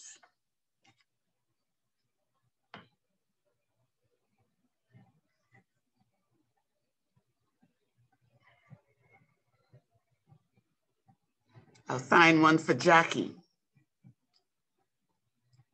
And if you can't think of these, and these may not be in your book, write them down for Christ's sake. So when you face the challenges face to face, you'll know. Okay, a challenge. One could be as simple as compensation, a staff's idea of what they think they should be making against the realities of what the company can afford to pay them. That can cause a problem, as well as performance appraisals and their interpretation of the scores they're supposed to be awarded against the manager's interpretation of the job they performed. Okay, so. I got several. So, no, but that's a big deal. So how does HR help your business, your company, to deal with this matter? Well, what I did was I actually tried to do a bit of research on what other financial institutions offered, also what other credit unions offered, and measured it up against that. I also did research per employee on their annual increments and the percentages that they were regularly getting, and added that up from when they started to work and how much their salaries increased over, what was the percentage over the years that they got, came up to. And some people, their salaries increased dramatically. Okay. Let's formalize that. Eesh. This is what you need. You can't willy-nilly do something for me because I row and carry on. And then the one who just sit down and you had nothing to say, you know, you just roll right over me. What is the thing we talked about that every company should have as basic framework when it comes to compensation? A salary scale, we have that. It's, yeah, we just want the rest of the people to remember what it is we have. Yeah. So that salary scale gives you the range to work in. Yes.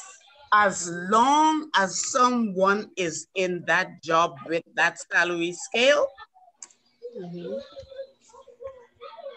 what you can do to get out of this scale, you have to go somewhere else, but you're doing the same thing. So what makes it, hey, mute, you're driving me crazy. What is the other vehicle we were discussing earlier that helps to mitigate this thing? When an employee reaches the max of that scale and they are still doing that job. So you think you should continue increasing them? Because continue to increase to what? Unless you want to redo your scale. No, well, once they reach the max, their salary does not increase anymore. Whatever increments they would get would be a lump sum. So their salary will remain. The only way their salaries can change is if they've done something academically to be either promoted to a different scale. But yeah, they will remain. This is where your cost of living becomes noticeably important. Because even though they're still in that scale, they're getting an annual increase based on, I always know when I'm hungry, I start to speak in an unknown tongue. But that cost of living and whatever bonuses, like you're saying, that makes up for not getting a performance increase. Because I used to tell my salespeople, Marcel, I was here, da, da, da, da, da. And I asked them, what you doing differently than you did 13 years ago? You've gone right up in the scale. So one of the things we did, we introduced, you might have introduced a bonus. We introduced commissions for a number of the stores who didn't have commission. Then my boss did something wonderful. He introduced profit sharing. Now, you know, one thing with us Bahamians, right? When you hear profit sharing, you think at the end of the quarter, your profit sharing should be $5,000. It don't work like that. But there was some profit sharing as long as we made profit sharing. But there was a whole lot of employees.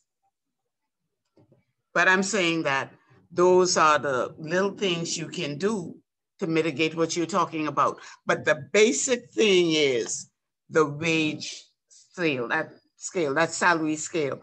And Jackie, I know of many, especially smaller companies, who don't have no such thing, which makes recruitment and selection another challenge, because they'll hire me and pay me say $3,000 a month for whatever reason, because they know me and I'm doing job A. And then they'll hire you and will pay you $2,000 a month and you doing the same job A. Yeah, that's what happened. I discovered when I got into replaced the former HR person. They were hiring people willy-nilly and same position, but this one got a particular salary. That's right. And this one didn't meet our minimum requirements. However, this one who has a degree gets a lower salary. I was like, what the heck is going on? And so this is where now HR uses its talent to bring that into line. Because that's where now you go over, HR goes over all of the job descriptions, job specs, job responsibilities, job functions. And you make it formal grade so that people are not doing what they want to do with it. So that when you're hiring somebody to fit a particular job, that person has what you are asking for to do that job. And if somebody else insists on bringing in somebody or having somebody who you can't fight, insists on having somebody who don't have those things, then it's your job, I truly believe, to point out to them that, you know, you need to consider that this person doesn't have all of these things that they should have for this position at this salary. And that's where HR is not supposed to be afraid. You know, you're not telling them you can't hire the person, But you're saying these will be the downside. This will be the downside or the disadvantages of hiring that person. And just you give them a copy of what you say, and you stick a copy right in that file. Because one day you're going to be able to say, I told you so. What other challenges HR will run into? Training and development, would that be considered? Mm-hmm. Mm-hmm. I mean, that's a big challenge. And I think maybe because of the nature of banking and this specific with a TY idea, I think. You understand, like banking is like in a different niche. Maybe because of that, training is easier because everybody has to get some specific training, is my understanding. Like you have to get like compliance training and maybe money laundering. And so everybody do that. But in a lot of organizations, Denise, people, what managers and HR do, they put up a notice on the wall and they say, Miss Marcel, from whatever, is running a 2-day seminar on teamwork.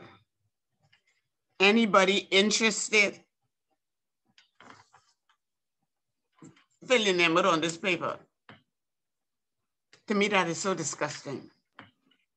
You know, Ms. Moss, I'm sorry, but in this class, I've been learning so much in terms of the other side of organizations and human resources, because like I said, I've been with the bank quite a few years. And so the human resources department has already been developed and I believe has been making strides. And so some of the things that I'm hearing yourself and other members in the class, it's like mind-boggling to me, because there are, like you said, there are some courses that are mandatory that we have to take, and we have to finish it by a certain amount of time because you know your name on a list and going up to the senior executive. So you have to finish these courses, AML, compliance, all those other stuff. And then they offer other classes that you can decide to take if you want to. You have the schedule. This is when it's being offered for your region. Let your manager know, and the manager has to let you go once you express an interest. So this other side of human resources it's really mind blowing to me that there are institutions not pushing training and development, health and safety, you know, stuff like that. That this is really like this has really opened. I've been confused sometimes when I've heard you speaking, and I don't know if being with the bank for so long, I have this closed mindset almost as to how HR departments are supposed to be compared to what they actually are. And guess what? It's not only you. Most people don't have most HR people, I tell you, don't have a clue, okay? And I honestly say this on good authority, because I mentioned to y'all when we first started, the Human Resource Association was organized by myself and Roosevelt Finlayson. All those first meetings started in my house. And it always amazed me what what HR means to them. It's mostly a fancy sounding title. I'm HR and our employees, my employees. But you ask them what it is they do for their organization. You're supposed to lead them and guide them and make sure all these things are in place. For example, no one should go to I believe a company should not pay for people to do training where that training doesn't benefit the organization. It's going to benefit the person, but the organization. For example, and this is where I don't see how training could be decided upon, especially certain types of training, without the HR manager. Why do I say that? I believe certain companies structured like banks and environment like banks, when you come in, you know there are some banking training things that you have to do. Everything else, that's called competency-based training. Everything else outside of that is attributes. You're developing your personal skills, attitude, behaviors, teamwork, leadership, all that sort of thing. Sending people out to non-practical compliance training actually should be recommended by HR, because a part of HR's job is to go through an employee's file. Because every year, if you look on that performance appraisal, it's not properly completed unless it has what's the employee's development path or growth path over the next year, 9 months. You look at where they are weakest, and that's where you find the training for them. Am I making any sense? You just can't willy-nilly say, send Agatha Marcel to training. It doesn't work like that. You have to say, you have to be able to say something like, you know, Agatha Marcel really, based on her performance appraisal, based on what her manager says, she is not a very good team player. So where should you send me? The teamwork training. That's how you make the most effective and efficient use of the company's dollars. And I tell you, the companies, most companies in this Bahamas do not give HR the respect and the credit because HR doesn't earn it or deserve it. Because we have plenty of HR people in, you know, sizable companies, our biggest companies, let's say, making plenty money. And they're just there. Now, you know, I figure I don't have to be like that. And y'all don't have to be like that. And so honestly, after this, I hope to, I hope you all will go back with some fire and want to make your departments the very best ever. So what other areas you think you might get some challenges? We have what we have so far. We have the area of compensation, wages, and all that sort of thing. We have training and development. Ms. Marcel, Renita is typing in the chat. Staffing is another issue. And change in management. Big time. Big time.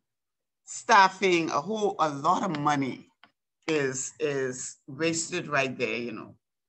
And I used to like to try to work out in actual dollars how much wastage was going on. And did she say management? Because change in management. Change in management. Explain that some more for me. Like when a management changes, what happens?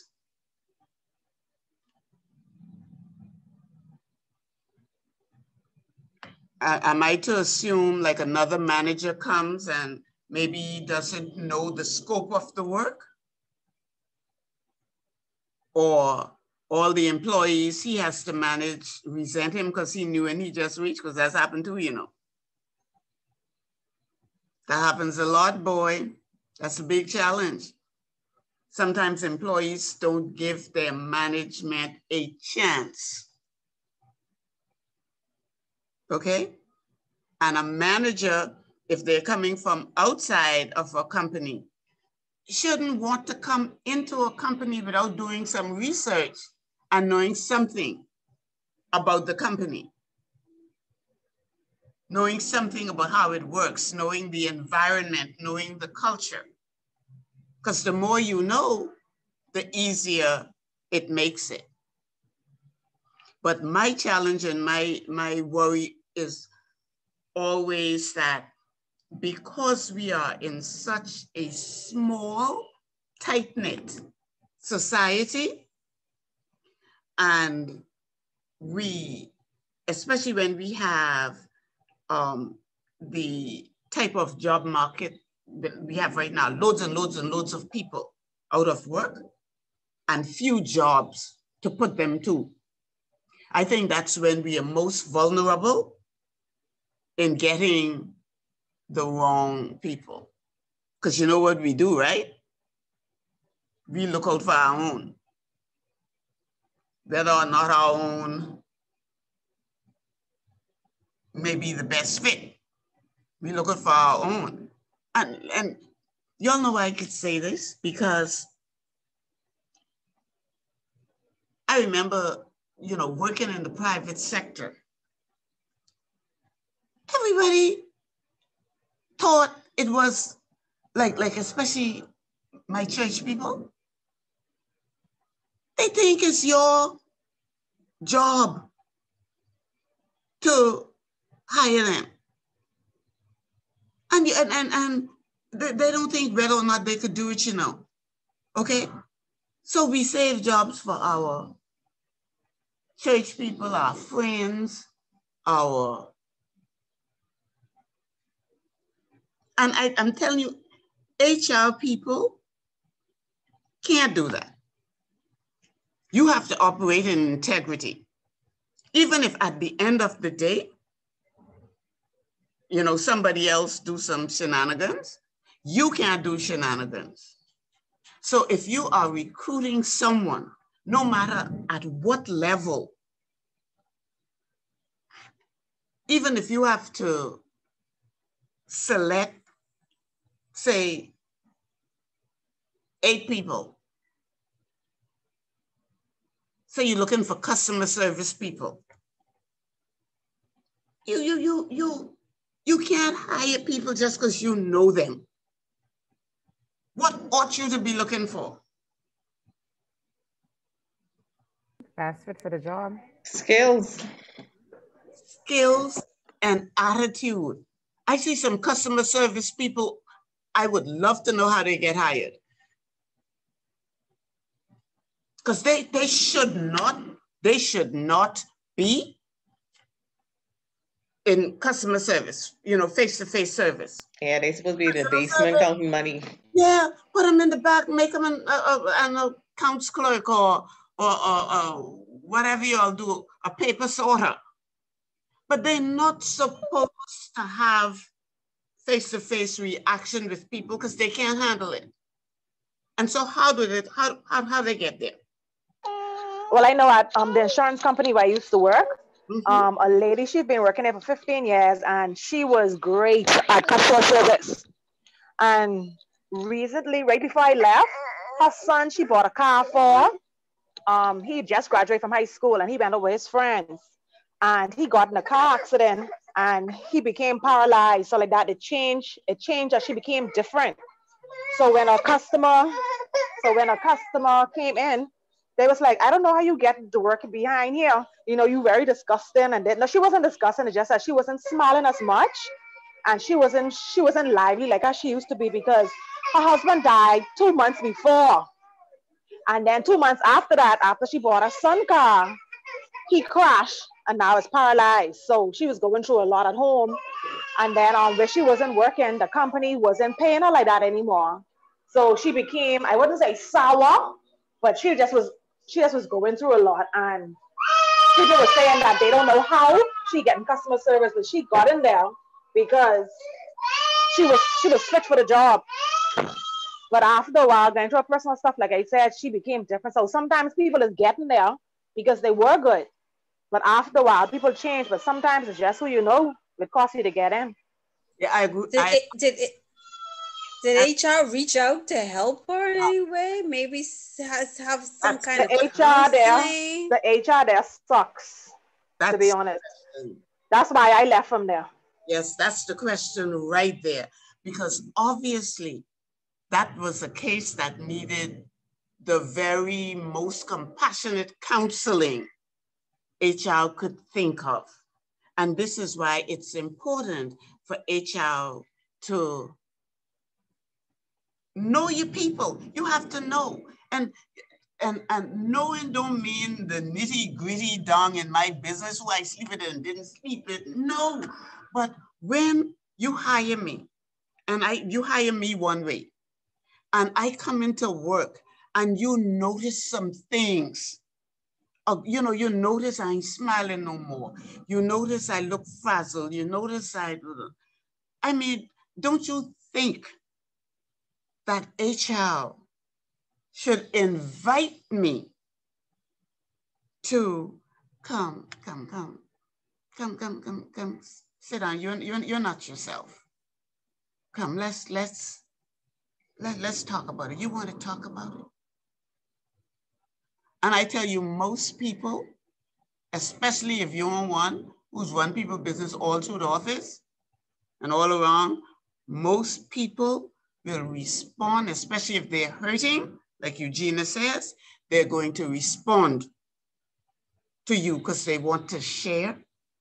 Well, you know me, and then that's where HR could probably suggest, Eugenia, that for a while to move them from frontline service to something else. And because it would be worth it if that person has been a good employee all along and going through all of the things that Eugenia described. You know, you could extend some favor to her by switching her, and she will go because it's no good for your customers and your clients. So that's a good one. What else?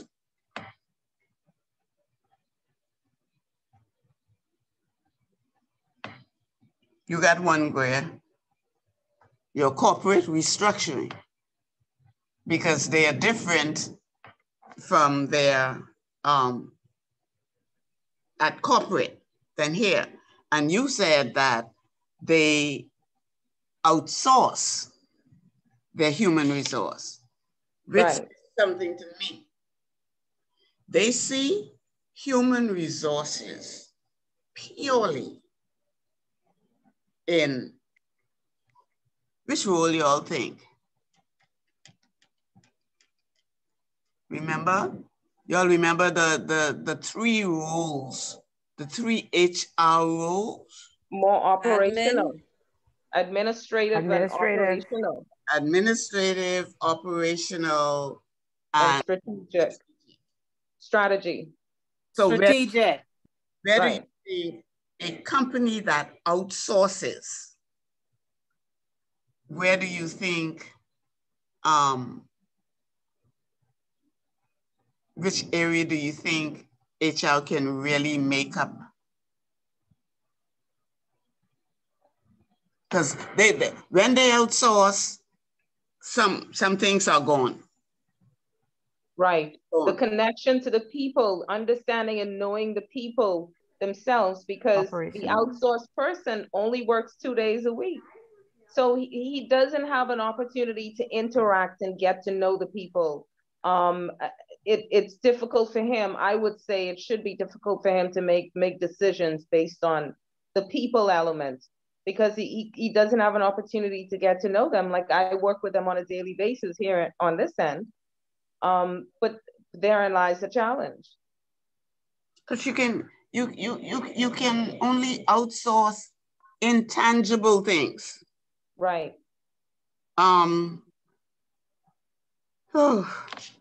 Challenge. That's your challenge right there. And we spoke about pay scales. There's no pay scale. That's also a project that I have to work on. Yeah, that's important. Absolutely. That's very important. Sorry. No, go ahead, because I was just another. No, I was gonna say one of the challenges that I could recall, and even now, is with being employed for so long, you tend to forget the benefits that you have. And so management, I don't know if it's a challenge for management, but sometimes we have to remember it's not just salary. It's also, you get these medical benefits, you get special rates on certain things, you get pension. All of that makes up the whole salary or benefit package, not just salary. And I think sometimes that has to be brought to the forefront for employees, so that they can understand, it's not as bad as you think, even though you may not see it monetarily every year an increase. You still have these benefits that are lot. The first time I took my son to a dentist and I saw how much I would have had to pay had I not had insurance, that blew my mind. So I don't even know if I could keep up with their medical and dental without the help of my group insurance, which is a benefit. So I think that's one of the challenges as well. Absolutely. And so that also brings us, I like that, because that now we can tie that in with the challenge of employee morale and attrition. Because sometimes I think HR can do a better job of highlighting what you said and reminding people of all of the things, and sometimes not necessarily the big things, but all of the big things and the little things that go along with it. Because I tell you, if your company is doing medical insurance, that's a huge, huge, huge, huge benefit. That is actually, believe it or not, when I look at possibly leaving, that is actually one of the biggest things that I look at. That same medical insurance, right? That is so important. And that actually gets me thinking, I think I need to stay a little bit longer. When I think of leaving and I think of going somewhere with a higher salary, like I tell people, the salary does not make up, a higher salary does not make up for medical insurance. It's true. It really doesn't. If you had to take the cost, like our insurance is covered 100% by our company, we don't pay anything for it. And it has vision and dental and whatever on it as well. And if I take what that would cost me out of pocket, I'm sure even if I was to go somewhere with a $10,000 a year raise, it would not make up for that insurance. I'm positive of that. So I always look at that. I consider that when I think and taking an offer somewhere else. I always look at the other benefits, not just the actual money in hand. Well, let me tell you, I'm going to tell you all, if you all have medical insurance and things like pension, try hard to stay where you are. Please. Okay. Yep. We agree wholeheartedly. That's the reason I work. I told you that. I'm serious. Pension, Medical, my son. Listen, right? We have, but we have full medical. I can't afford to get sick. No, No. what you have to pay for medical? You can't afford medical. I mean, I shouldn't say you all can't afford. It's actually about $500 to $600 a month. That's for y'all at your age. Who would And that's in a group. That's true. That's Right. true. You know, at my age group or no, and I It's 2,500. until I look for somewhere else for medical. And you know also to even have to be able to take a day off if you're sick and still be paid. That's also a benefit. Exactly. Because my husband keeps reminding me he can't afford to not go to work because if he don't work, he don't get paid. Exactly. So he can't even get sick. And so guess what though? HR, a part of your job, remember now, is to build morale. That's a big part of the HR leadership function. So sometimes you're going to have to find the way, and it should be easy. The lower your organizational numbers, the easier it is. But then HR could do it like in the bigger companies, you could do it with different departments at a time. But honestly, HR, if only twice a year, you should be pumping up your people with all the positive things that goes on in your organization. You know what I mean? Buy one case of thing, and some donuts and give them a small juice. And just, those are things that cost you very, very little, but that builds your morale, that strengthens your team. And HR is supposed to be able to go and say, this is what I want to do. This is why I want to do it. And please authorize accounts to give me the money I need. Do a little something. We ain't talking about hundreds and hundreds and hundreds of dollars. And so, and so that's your job. It's your job to find the ways to keep or get your people motivated, you know? But to do that, you have to be excited. No half-dead people could motivate anybody. Miss Marcel, I could say something, please? Yes, you can. Like I said, I was working at the insurance company for 14 years, right? Then I recently started CB for about 2 years.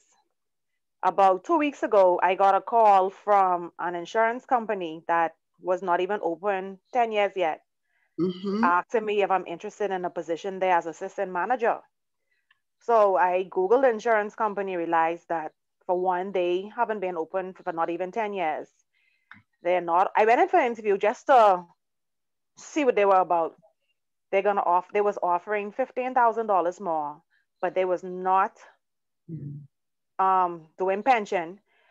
Right at CB, we do medical, health, dental, vision, we do everything and pension. But this insurance company was not offering pension, nor they was offering dental and vision. So I told them that I cannot take it because where I'm at now, yeah, $15,000 sound good now. An assistant manager position sound good. For one, you ain't been open not even 10 years. You ain't offering no pension, no dental, no vision, and you want me come? I tell them, no, I can't. So they said, when I take my 2 weeks vacation, if I could just come there and work sometime just to see how they go. And I'm not doing it. They said they're gonna look at implementing pension, but not until like probably August. Say, man, you could come. Like they trying to convince me. And I say, for one, how y'all even get my name? Because I never put no resume here. They said that they just heard about me through the old insurance company where I worked at. And they just thought that you know, I'd been a perfect fit for the job, but I tell him I couldn't go. My husband tell me, say, no.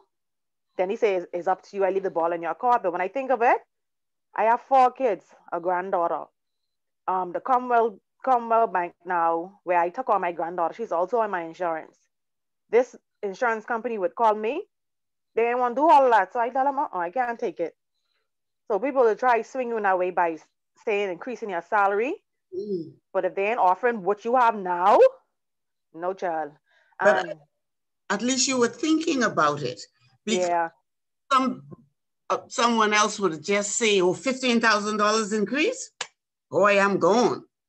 So, and the other thing that it should do for you, it should really build up your job self-esteem to know that to know that you're marketable and people want you. Because people don't want a lot of people, you know. They don't want them. Just the way how people have good reputations out there. There are some people with very bad reputations. And they wonder, well, I went for the interview, but I can't get the job. And a lot of times, you don't know what people saying about you, even those, you know, who you ask to give reference. And HR, that's another thing I want you to be very careful of, giving references. And this is whether in your position or not. As a matter of fact, whether you're in HR or not. Be honest about people. When I can't give a reference with good conscience, and no, I can't say all good things, or I know you, and no, I don't want you to work for me, I would just tell you, I don't feel that the reference I can give you will be in your best interest. Now, people ain't gonna like you when you tell them that, but who cares? You know? Don't we have standard references where it's just how long you've been there? Yeah. Or confirming that they were employed. You don't have to go into any other detail. No, and this right? is why I said whether you're HR or not, some employers ask for character references. And a character reference goes beyond they were working there from X to X. And so when I'm asked to do a character reference from someone, if I can't vouch for your character, I just tell you, I'm so sorry, I can't do it. The people ask me for references all the time. And I have to tell some people, I don't know you. I don't know a single thing about you. How could you ask me for reference? How could you, any of you all, ask me, say you're all going for a job. How can you ask me to do a reference for you based on this class? Y'all don't think that would be very foolhardy? I don't know you like that. I don't know if you go to work. I don't know if you show up. I don't know anything. So, and I always think, I tell you all, character matters, yeah? I always think about my name. Mr. Marcel, you wouldn't write a reference for me? I am hurted. Listen, I don't write what I don't know. Okay? I know y'all are wonderful in this training class. I love this, and that's the most I'd be able to say about you. They took a 9-week class with me, and they were into it, but y'all wouldn't want me to tell the real truth. What if I said they wouldn't even read their resource book?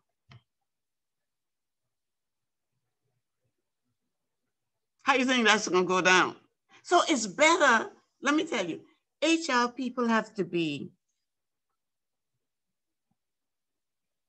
tough, fair, firm, compassionate, loving, truthful, All those words, you think those words we write down about HR character, y'all think they're just words? They're things you have to practice. And always remember this.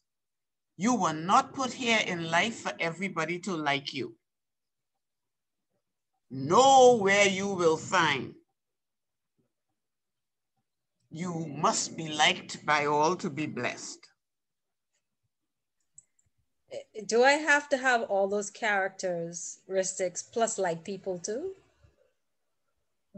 Listen, the more of them you have, and you know something, well, I don't like so many people that hurt my head to think about it. Okay? No, but not liking somebody for me may mean different than you. It's because it's the ways I don't like. It's the, you know, it's the like I would say, I don't like a sour person. Because you don't have to be sour. You know, if you sour, get over it. Or you would say, well, I don't like, what you're really saying is you don't like some characteristics about some people. Not that you don't like them, because you don't really know them like that. But it's things you don't like. Well, it's things I don't like, not people. But we just like to say, boy, I can't stand her. I can't stand her. I hear people, I was in the plaza and one woman talking to the next woman, she looked right in my face and she said, I can't stand her with her right here. And then my right hair was outside, just shake that in her face. Then I was in the plaza, I thought I'd look so cute. I had on my nice little jeans and my little nice shirt, you know, the arm roll up and the shirt was out. I thought I was looking so good. And I have my nice little sketches, you know. Man, tennis. The woman say, and she was a member of parliament. Jesus, you don't think she could have looked better than this to come out? That's what she said. This was Saturday, and I thought I was walking it and kicking it. I felt so bad. But you know what I said to myself? I didn't take offense. But she should see me when I go up in the plaza or go to the food service, I have to go in my shorts. She probably died. But what the lesson is, people are always watching you. That's the lesson. You can't only represent what you should be on the job or when you go someplace special like church. You have to be who you have to be who you want to be, who you'll be proud of all of the time. I often say over the years, right?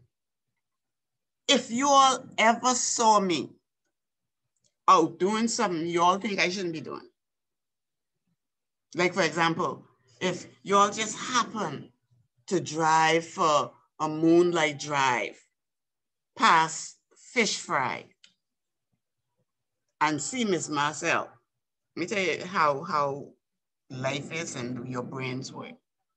And you see me out there and I have a beer, right? Or I have something you think is a drink, but and laying up on somebody and stuff like that. Every single thing you heard in the last 8 weeks from me will be negated. It will lose its value. How she could talk, you know? And look, Jesus, look at her. And she's sitting up talking about she doing classes with people and said, mind you, it has nothing to do with my competence and my skills. But we create expectations. We create them on the job and outside of the job. Because if you are a manager who lay waste all the time, no matter how you come to work and you don't smell of alcohol, everybody doesn't know all you like to do is drink. So what you say to them? They be talking about you, sucking their teeth, all kinds of things. And I believe, maybe it's because my career was HR, but I believe an HR person has one of the, I wouldn't say the hardest job, but the jobs with the greatest expectation. Because I truly believe you are to be a leader of influence in your organization. I truly believe that.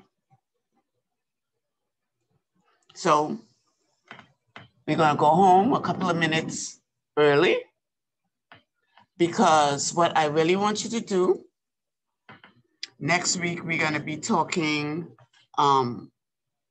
grades and stuff like that. We're just going to be rounding off next week. But I asked you last time, and I'll ask you again. If there is something along the lines of what we talk about in HR, if you're, unclear about, or you want to bring up an issue or something like that, I don't need you to be shy. Just let's talk about it. And I don't anticipate being here more than like an hour and a half.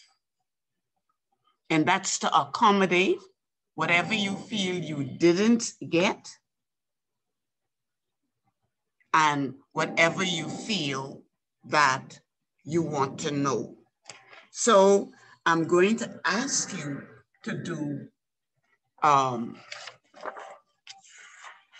want to ask you to do just a little thing. I'm not going to tell you again about reading because I think that when you want, when you want to know something, you'll keep your resource manual where you can get some basic information from. What did I do with my things?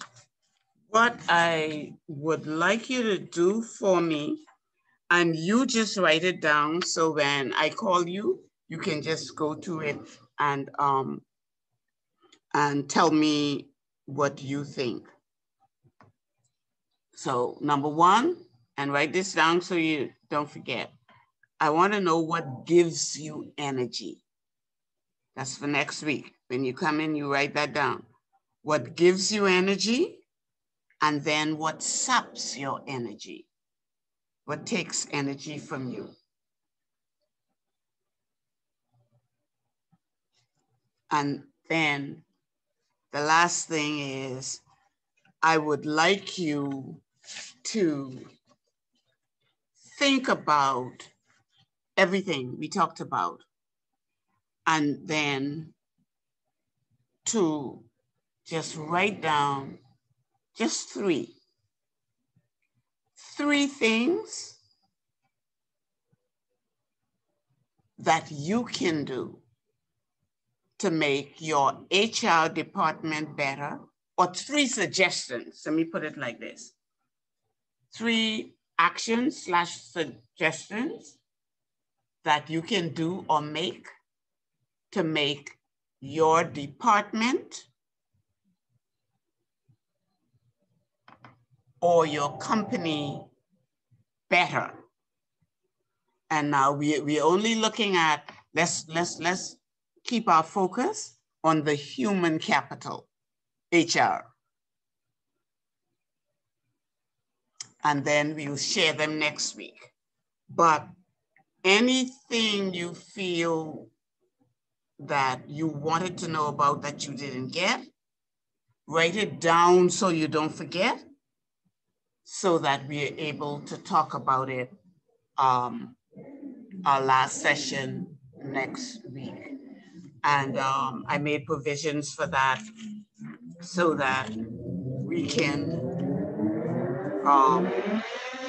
kind of go over, because I really want to go through each of these. And can I tell you, I want to give you my honest opinion about whether or not I think that company would keep you on. Is that gonna be okay? Nah, ain't none of this is personal, right? The company keep you on, or the company ain't gonna keep you on. It ain't personal, so listen, don't be shy. If I tell you how much time I spend saying I'm sorry, or if I give people information that's not right, you all know I'm not ashamed to call them up and say, hey, sorry, man, but like just what, a couple of weeks ago, I mean, I was arguing right down the T because about 10 years ago, I knew the Ivy League schools that were listed. And it started with Harvard, Yale, MIT, Columbia University in New York, and some of them. And so I was talking to somebody and she said, but some university in Washington was one of them because her niece went there.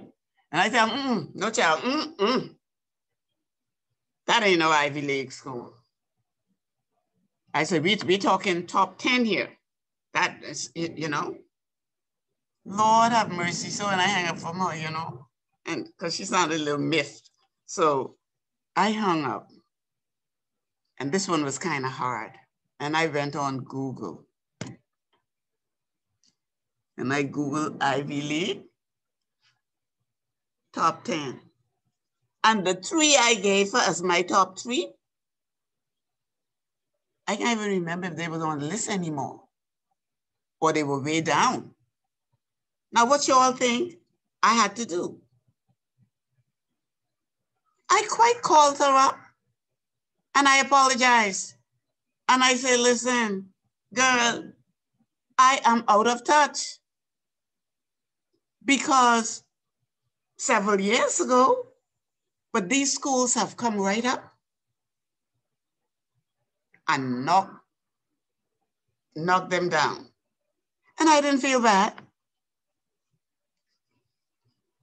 And so, I mean, don't feel bad when you hear what you don't want to hear. That's life. That's life, and that's how we learn, right? That's how we garner knowledge. Right? Right, Bridget?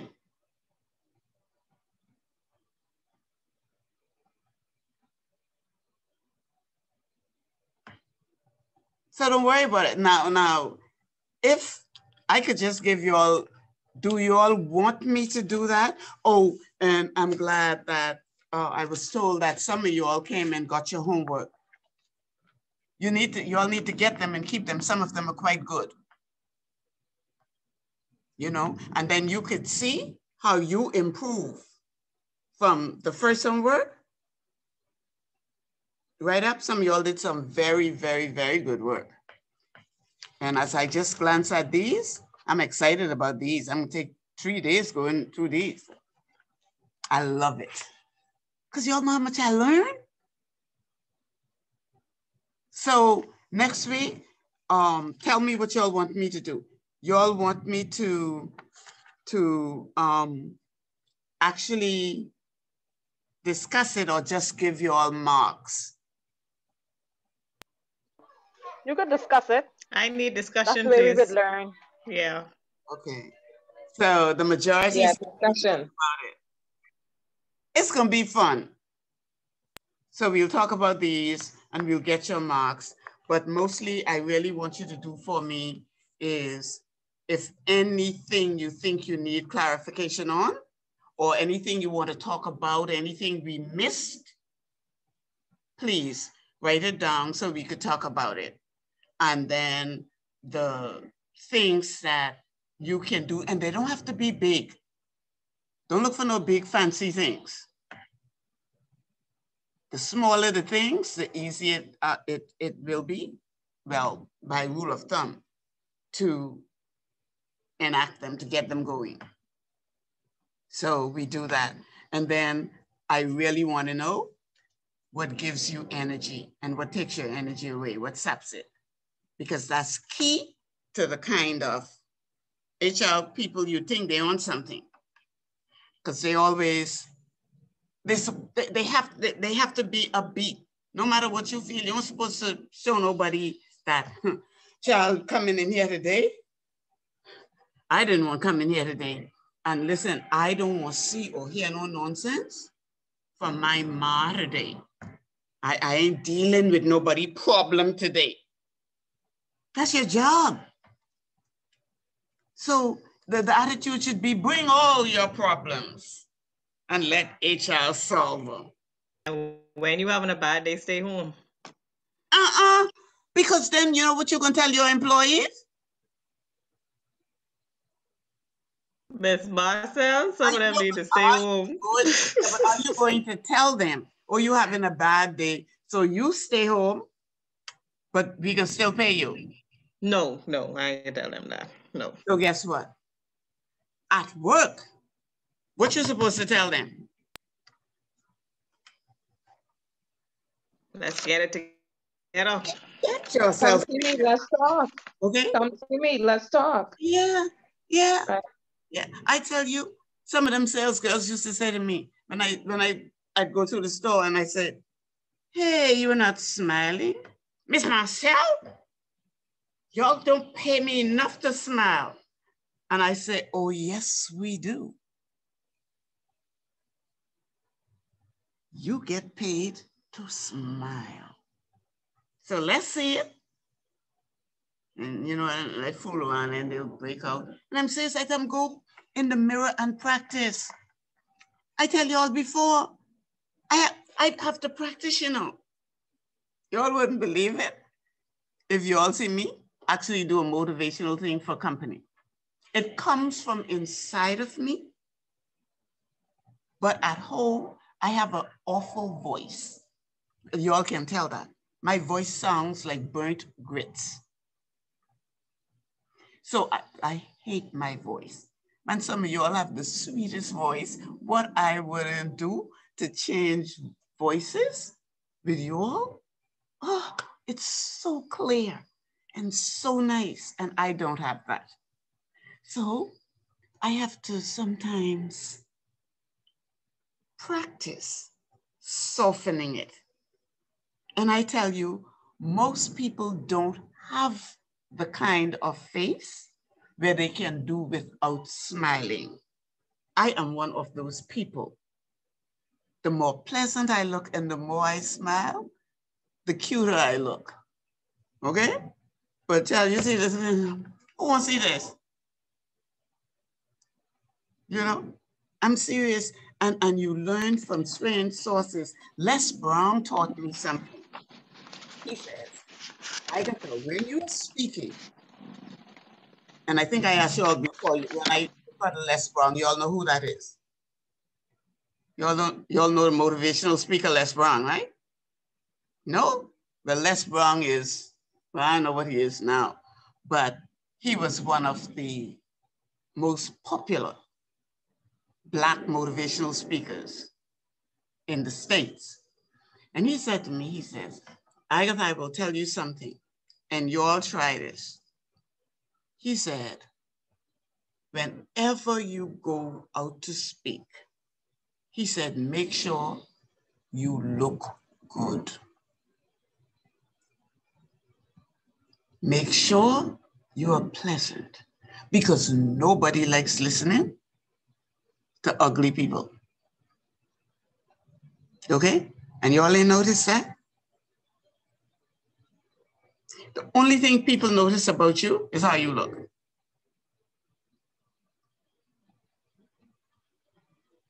You ask them, what did I say? I tested it all the time. They can't tell you what you said. Some years ago, I used to be in the papers a lot. And here's how they characterize you. That was a nice picture. Oh, I didn't like that picture. I said, what did I say?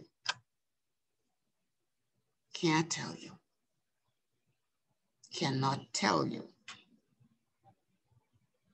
And so HR being upbeat, you looking good, is catching. Okay? Now that don't mean they can talk about you. She can call them money and buy clothes. They may say that. Okay?